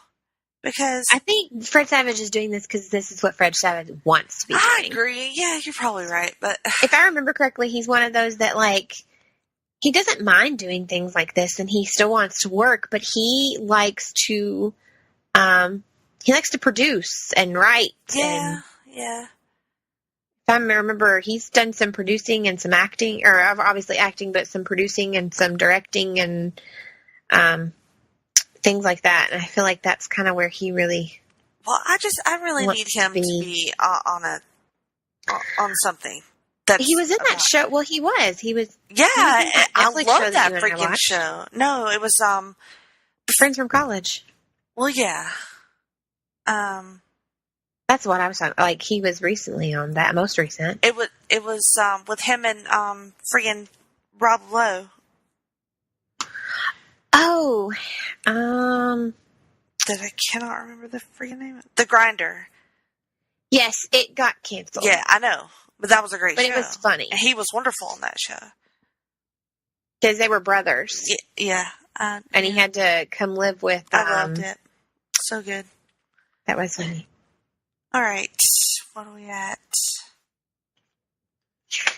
We are at October 6th. There's nothing. I mean, nah, not really. 48 hours sometimes, maybe every now and then. Sunday the 7th, we have Doctor Who returning to the BBC America with a new doctor, a female doctor for the first time. What do you think? You gonna watch? Yeah, I don't know because I'm so behind anyway. Me too. I might just pick it up with her and just skip the rest of 12, or watch 12's last and then pick up with her. I don't know because we had that whole like, how do you feel about this? Right. And I was like, yeah, you were against it. We got Dancing with the Stars Juniors, which could be cute. Yeah, we got The Walking Dead returning to AMC. Mm-hmm. Oh boy, I don't know what that's going to be like, but it sure is going to happen. To be honest with you, I'm surprised that's not on the like we're done with it list already. Most people are pretty much done with it, but nobody. Even this week, they were just like, "Hey, guess what? We're going to do this for 10 more years, and we're going to make movies about it." But I don't know. Well, maybe that would be better if they canceled it and just did some movies. No, they were talking about it's a shared universe, like that's going to continue on for like 10 years. So, we'll see about that. Holy moly! CW stuff. Lots of CW stuff, like all the rest of the week. 9th, 10th, 11th. Did you look? Oh, that's CW too. What is it? I was going to say All American, but that's a CW, so we'll save that one. Is. The Haunting of Hill House on Netflix. Yes. Yeah, that's on Friday the 12th. It is. It's a 10-episode series. Now, I don't know if that means like, hey, it's only 10 episodes. There is no like season 1, season 2. It's just it.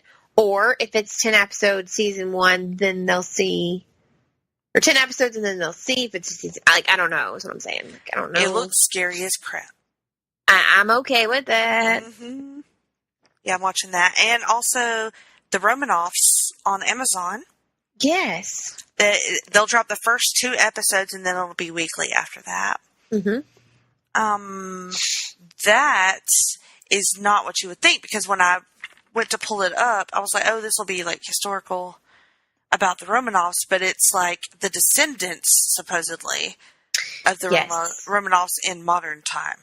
It is, and it's ran as an anthology as well. Right, yes. It's told, like different stories, like all over the globe, right. Set around featuring 8 separate stories about people who believe themselves to be descendants of the Russian royal family that are the Romanovs. And there were some big name actors in there, from what I remember. Let me see if it'll tell me. Because I remember being sort of surprised by, like, wow, they're doing this show? Well, yeah, Amanda Peet, Corey Stoll, Aaron Eckhart, Christina Hendricks, Katherine Hahn. And it's from the creator of Mad Men. Janet Montgomery, who I loved her in Salem. She was really good. That's really cool. That looks very interesting. It does. I will probably watch that. We got. Have you been watching, or have you subscribed to DC Universe? I have not yet, but I am going to be doing that. I've gotten into, like I said, watching Lois and Clark, old episodes. Oh, so that's where you're watching it at? That's where I'm watching it at. I've been meaning to watch you or ask you because I would like to to go back and watch that. So since we've not talked about it yet, even though we are doing fall TV, tell me a little bit about what this membership service entails, what you get from it, that kind of thing. From what I can tell, which, like I said, I've kind of, for me, I bought the 1-year subscription, which was $75, I think. All right. And also that will give me 3 months for free. So it's technically a 13-month subscription for $75. And then I think you can do it month to month as well. But you get Batman, the animated series in HD, Superman, the animated series, several, like Justice League, Unlimited, Young Justice. I wonder if my favorite Batman cartoon is on there. Which one is that? Mine is The Batman. The Batman. You know the one where they're in the everybody makes fun of me because I can do it because they're like The Batman. I don't recall, but I know I used to have them on DVD, but a grubby-handed 4 or 5-year-old that is now 12-year-old ruined my DVDs. The Brave and the Bold is on there. Like Lois and Clark, the best show of all time, is on there. And then they have They have the DC animated shows, movies. Okay. All of them, from what I could tell. They have documentaries.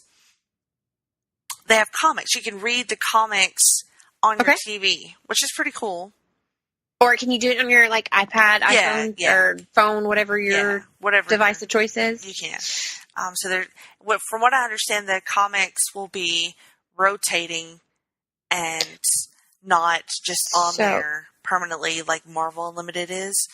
So if you want, basically what you're saying is if you want to read it and it's on there, you probably need to read it. And the couple of things that I've looked at, some of them are just 1 or 2 issues.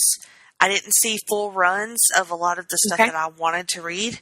So, but there was current stuff and old stuff there. Not current. I mean, more current. Not your pull list current. How current? Rebirth current. Rebirth. Okay, Rebirth. Okay, that's pretty decent. Yeah,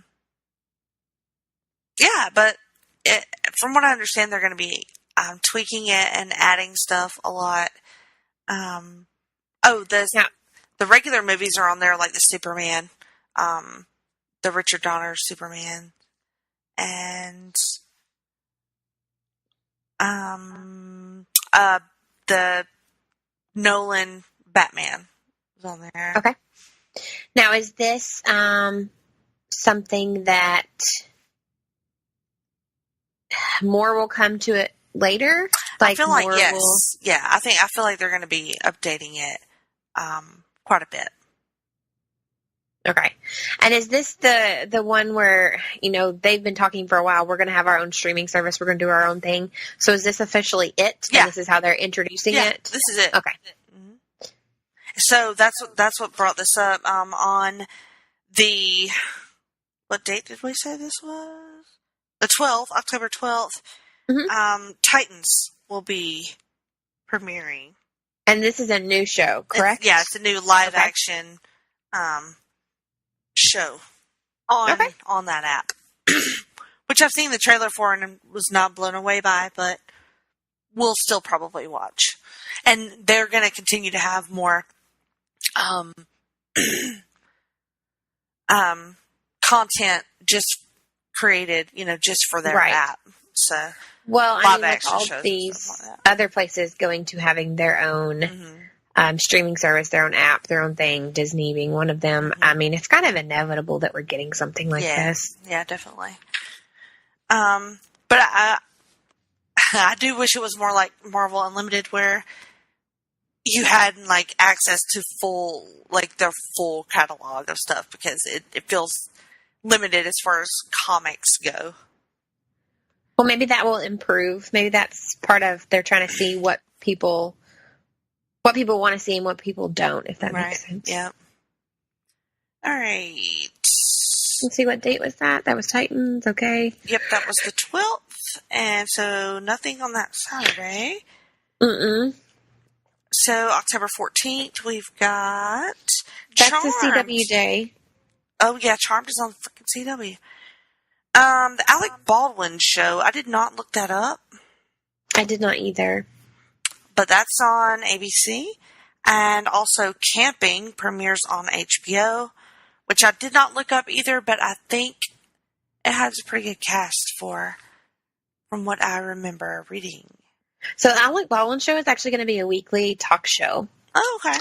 I guess it's going to be, and a lot of people are doing this. Jerry has one that he really likes that I knew, as when I started telling you here that I was going to say this show, and then the name just went bloop.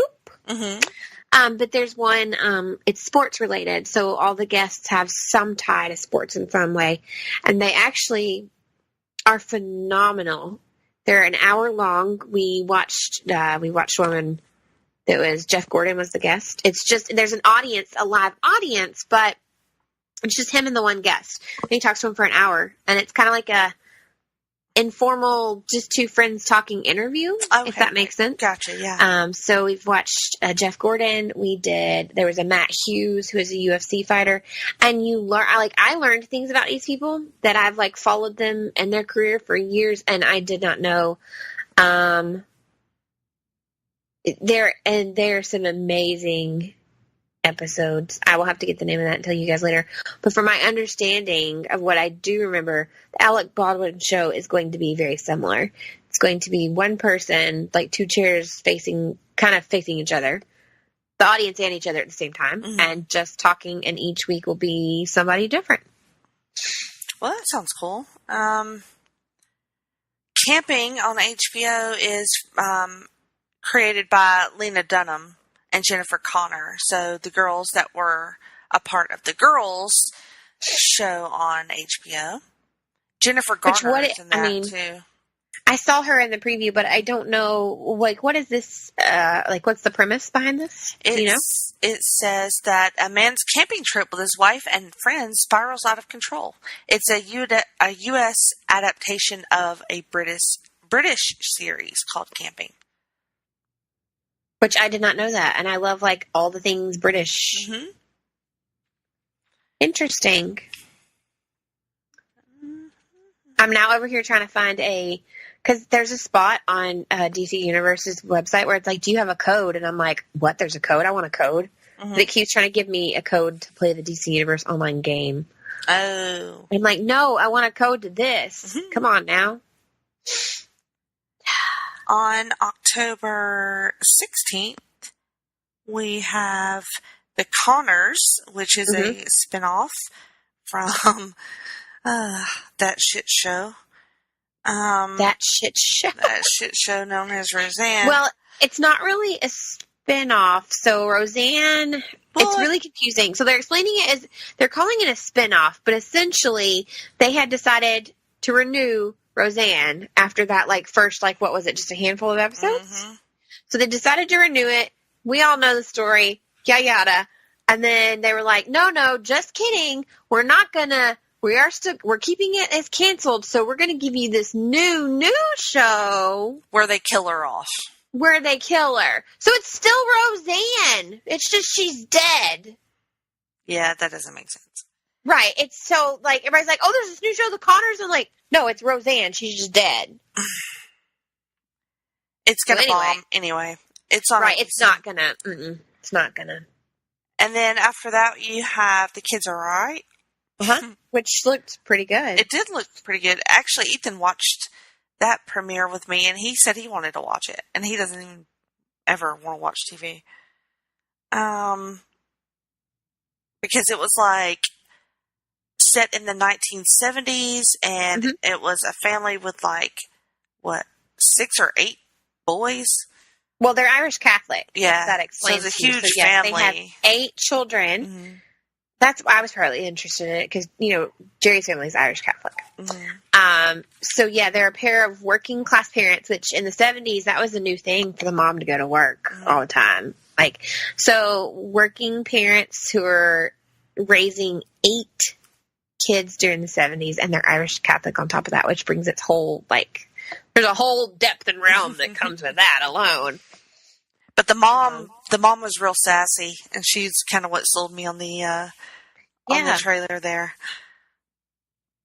None of the names were names I really recognized. Faces, there were some faces that looked familiar, but no names that stood out for me on that one. And on that night, Splitting Up Together. Did you look at that one?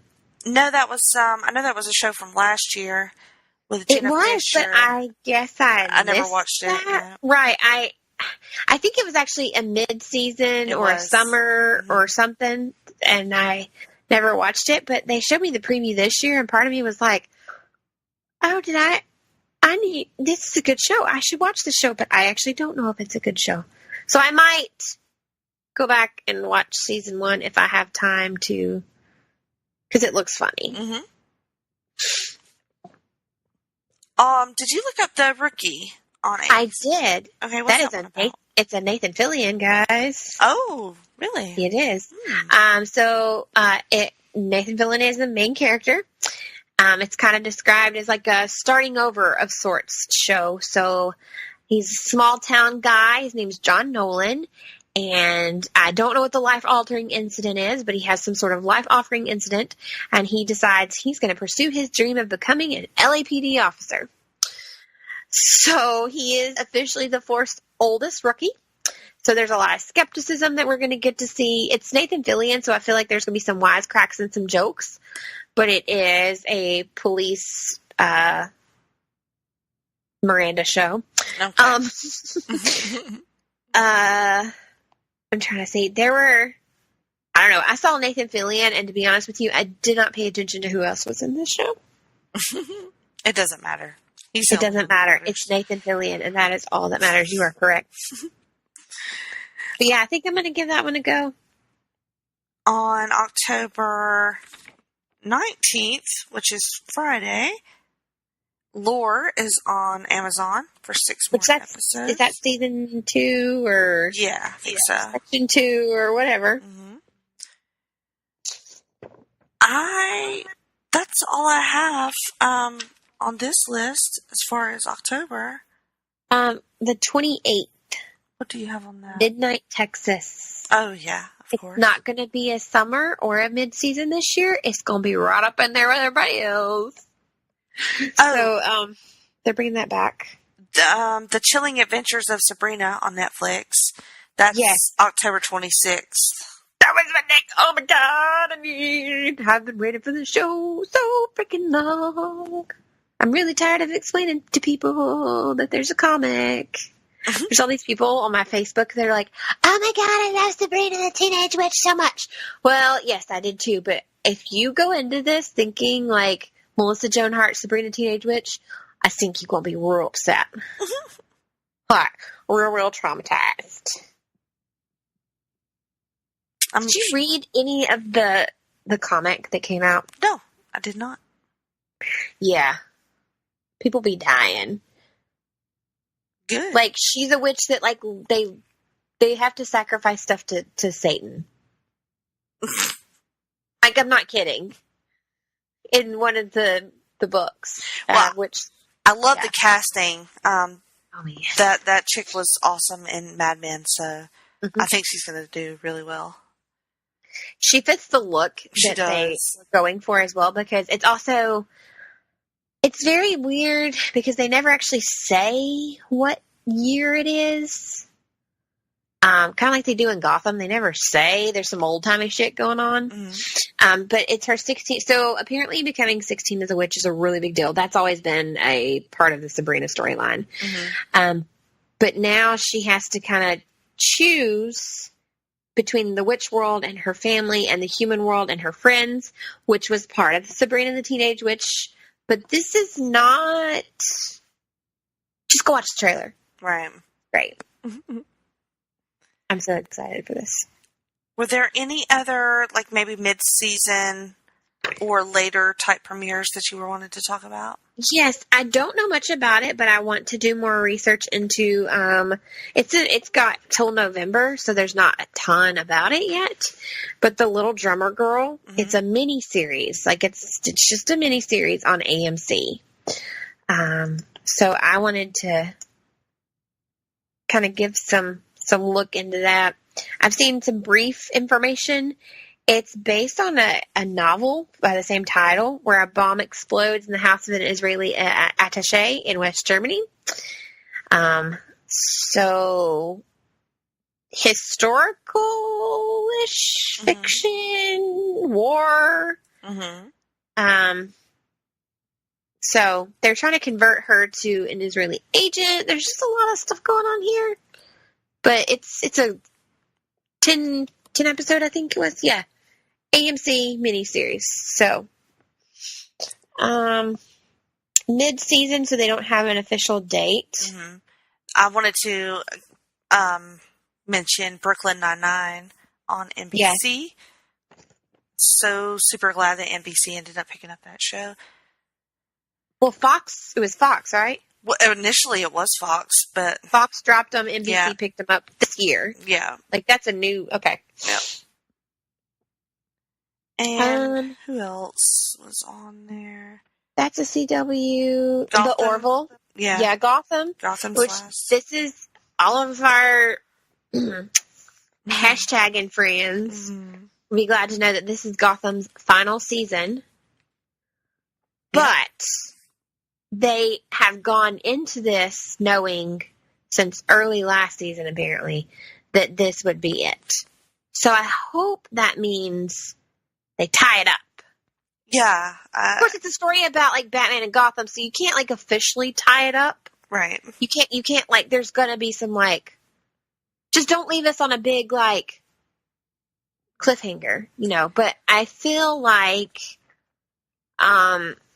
this will allow them to, when you go into a season knowing like, hey, before we even record season 5 here, we know the season 5 is it. So I'm hoping that means they can do it justice for me. Yeah, I hope so. I was like, oh, there's a new show, but that's also CW. We got lots to talk about. CW. Yeah, we do. Yeah, we do. We sure do. So that'll be on our next show for sure. See. Anything else you wanted to mention before we wrap it up? No, I mean, you've got Brooklyn Nine-Nine, Orville, Blacklist, Gotham, Good Girls, if you started it.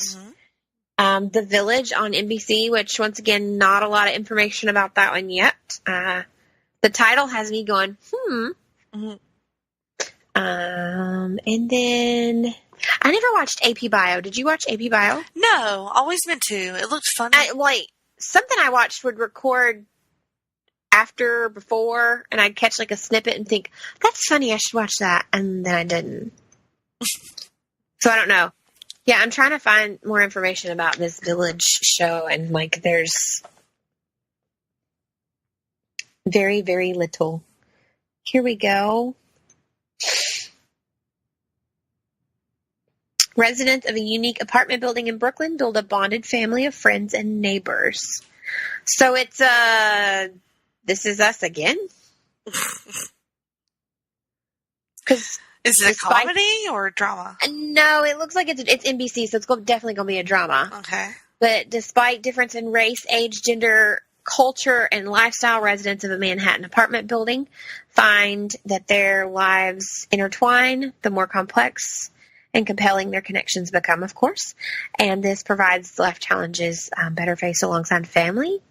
So, because isn't This Is Us, it's set like they all live in like the same subdivision or some shit? Oh, I have no idea. I don't have any idea. I just know they do a lot of flashbacks and like fucking with the timeline. Well, they do it on purpose. They flash forward, flash back. Yeah, so I don't know, but this all takes place in like one giant apartment building, and it's a drama. So maybe I don't want to buy more Kleenex either, though. No, so maybe not. Okay, well, Outlander. Yeah, Outlander's coming back. Outlander comes back. I have intents on watching that, but yeah, I never did. I might have to do some digging and have a segment on what happens on the Freeform channel, because Jenny and I found an interesting title to an article that we're like, we need some more information. Apparently, Joss Whedon is connected. I had a big conversation about Will Wheaton last night, and so now I said the wrong last name. Anyway, found a title of an article. Joss Whedon has a detective comedy coming to the Freeform channel. So we get back at you on that one. Yeah, we'll figure that one out. Speaking of Will Wheaton, I think you know what time it is. Well, if we're talking me as a young child looking at Wesley Crusher, then it is definitely Nerd Eye Candy of the moment. You're right. We have been watching Star Trek: The Next Generation on Netflix here.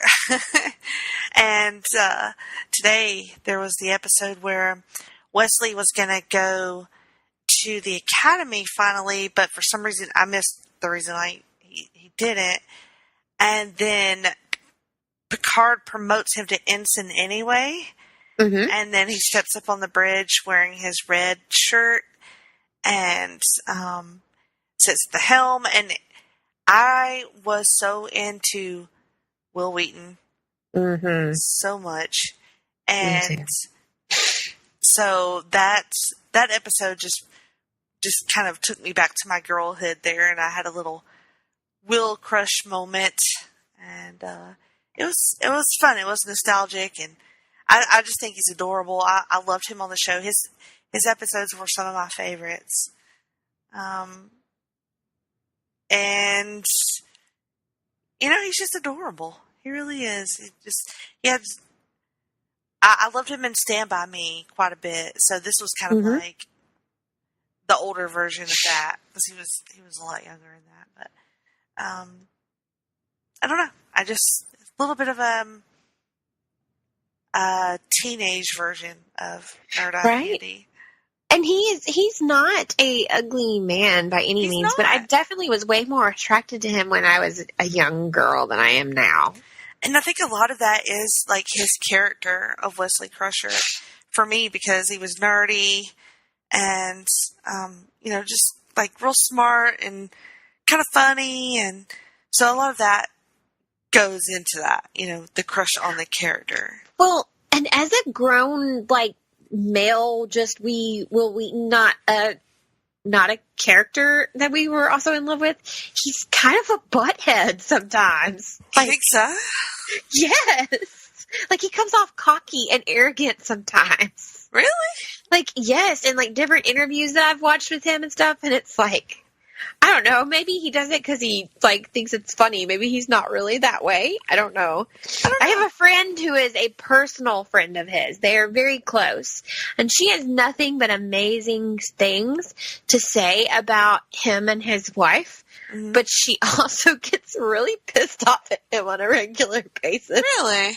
Yes, she's I think because they're a lot alike. So when you're a lot alike, sometimes you're ah! But yeah. I don't know. Sometimes to me, he comes across cocky and arrogant. Well, you tell your friend to tell him that he is my Nerd Eye Candy. I will tell her. Mm-hmm. He will love that. I'm sure. Actually, he does. He loves stuff. She said it kind of makes him blush. He loves things like that. Because to him, he's just some guy with bedhead. And right. He's almost 40 with bedhead, or is 40 with bedhead, I think is what he said last time somebody told her that, and she went back and told him. He's I'm just a dude with... Yeah, he is. He is a dude. Just a dude. He is just a dude. Who are you duding about? Who am I duding about this week? So, let me just say, I had some reservations about the Tom Clancy's Jack Ryan series. Oh, yeah? And then, folks, lo and behold, John Krasinski with no shirt on. Yeah, he's pretty hot. That did things for me. I was watching this with Jerry, and I looked over and I was like, he looked nice. Mm-hmm. And then I started dying laughing. And Jerry was giggling because there's a scene where he's rowing. Mm-hmm. Which the character Jack Ryan in the books he is very, like, he rosy cycles just like John Krasinski's character, Jack Ryan, in the TV show, which they did take they made some changes, but kept some of the things about him. Like, he really is into baseball, loves baseball, so he can tell you, like, stats and teams and things like that. He's into, like, the cycling and things like that. But in the show, he is former military in an accident of something has happened and he's not anymore.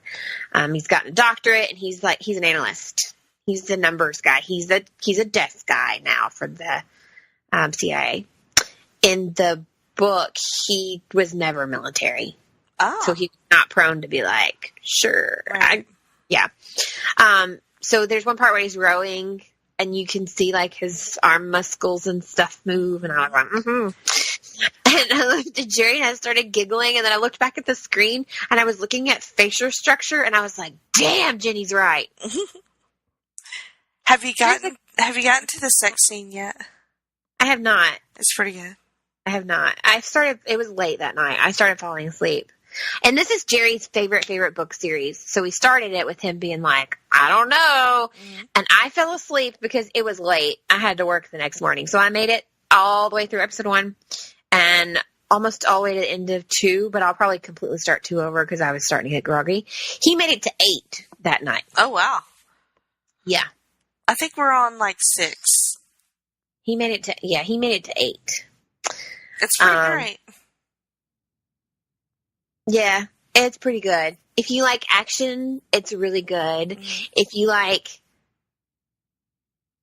hotness in your eyeballs, it's really good. If you like anything to do with, like, military or police procedural drama, anything like that, it's really good. What I've liked about it so far is the quote unquote bad guy. You get a lot of his origin, his why. Yeah, and it's pretty compelling.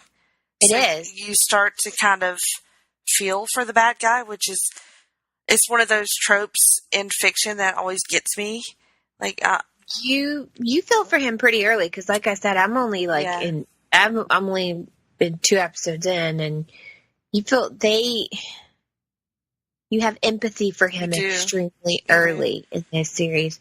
And then you also fall for Jack Ryan, not even as, like, a hot dude, just in general, like, his knowledge and his ability. And you have some empathy for him pretty early on, too. Very interesting. I don't know. I'm there. I am present for this. Yes. I'm digging it a lot. We're here for it. Yeah, very, very good. Amazing. And I've always thought John Krasinski was nice looking. Oh, yeah. Like, cute. But I don't know, something about him with the scruffle and the note, and I was like, oh. Agreed. And apparently, the show did well because I want to say there are new episodes to come. Like, season 2 is already, they have launch dates and they're gearing and going. Good. So this, awesome. Yeah, I know. I was like, yes. But I also feel like, John Krasinski is kind of like, what is it they say about, Chris Pratt? If you couldn't handle me at my Andy Dwyer, you don't deserve me at my Star-Lord. Yeah. I feel like he's the same way. If you couldn't handle him at his Jim, then you don't deserve his Jack Ryan. Well, I always handled him at his gym. So. Oh, I did too. Because he was cute and he was adorable and you wanted to love him so bad. Yes. Like, the reasons I find Adam Scott attractive is the reasons I used to find John Krasinski attractive. And for the same reason I used to find Chris Pratt as Andy Dwyer attractive. Now I have new reasons why I find Chris Pratt attractive. And also, John got pretty buff for that Jack Ryan role too. He did, and just wow. Yeah, He looks all right. He does. He looks really good. And then it's impressive because doing that, especially not everyone can build muscle that way. Mm-hmm. Like everyone has a certain body structure and genetics and DNA and metabolisms and all kinds of things that play into this. And yes, I get John Krasinski's rich, but still, like, there are things that play into being able to do that. So then you're also highly impressed. And then you're jealous of Emily Blunt. Yeah. And I think it's... Because you're already jealous of Emily Blunt, but then now you're really jealous. Right. And it's a little bit harder to see, like, with the Chris Pratt comparison, like, it was real obvious, you know, that he got into super great shape. But, like, John was always, you know, decently built. You know, he wasn't tubby, kind of like... He wasn't tubby, but he didn't have anything. Right. He was kind of... lanky. He was lean and lanky. Right. And so, you know, when you see him all cut and stuff, you're like, oh, shit. When you see it side by side, it's like, oh, my damn. And he didn't even have to have his shirt off. Like, it's apparent. Mm-hmm. But obviously, with it being action, shoot 'em up, bang, bang, bad guy, like, he has to take his shirt off a couple of times because, you know, injuries, bruising, things like that. Mm-hmm. I will say, this doesn't give anything away. I don't want to spoil it because it's obviously such a new show. Mm-hmm. But there was the part where the bad guy is digging around in the body. Yes. And that's the first time ever in a show like that where I physically got a little ill. And Jerry's like, you watch like American Horror Story? And I was like, no, do you know why I'm physically, like, one, it's grossing me out, but two, I know that's real. Like, yeah. I can't shrug it off as like, it's American Horror Story and it's pretend. Right, like, yeah. Somebody would legit real. do that, yeah. Yeah, it was pretty gross. I was like, oh, boom. And I just ate a bowl of cereal before that, and I was like, ew. Blah, blah, blah. Better than like lasagna or something, I guess. Oh, dear God. Thought you loved me. I did. And... blah, blah, blah. All right, well, there's 2 hours of fall TV premieres. Wait, I'm proud of us. Wait, what is this saying that we have for this, fine folks? What is that? Like right at 2 hours, maybe just a little bit more. I am super duper proud of us. Mm-hmm. One, we had content in your ear holes way faster than you anticipated. That is and very two, true. We kept it under 2.5 to 3 hours. Yes. Look at us. Geek and Sassy on episode 27. May I got it right.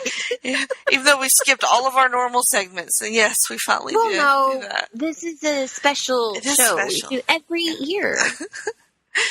All right. So you can find us on Twitter and Facebook and Instagram. At Geek and Sassy. I am at Jenny Cruz 2814 on Twitter.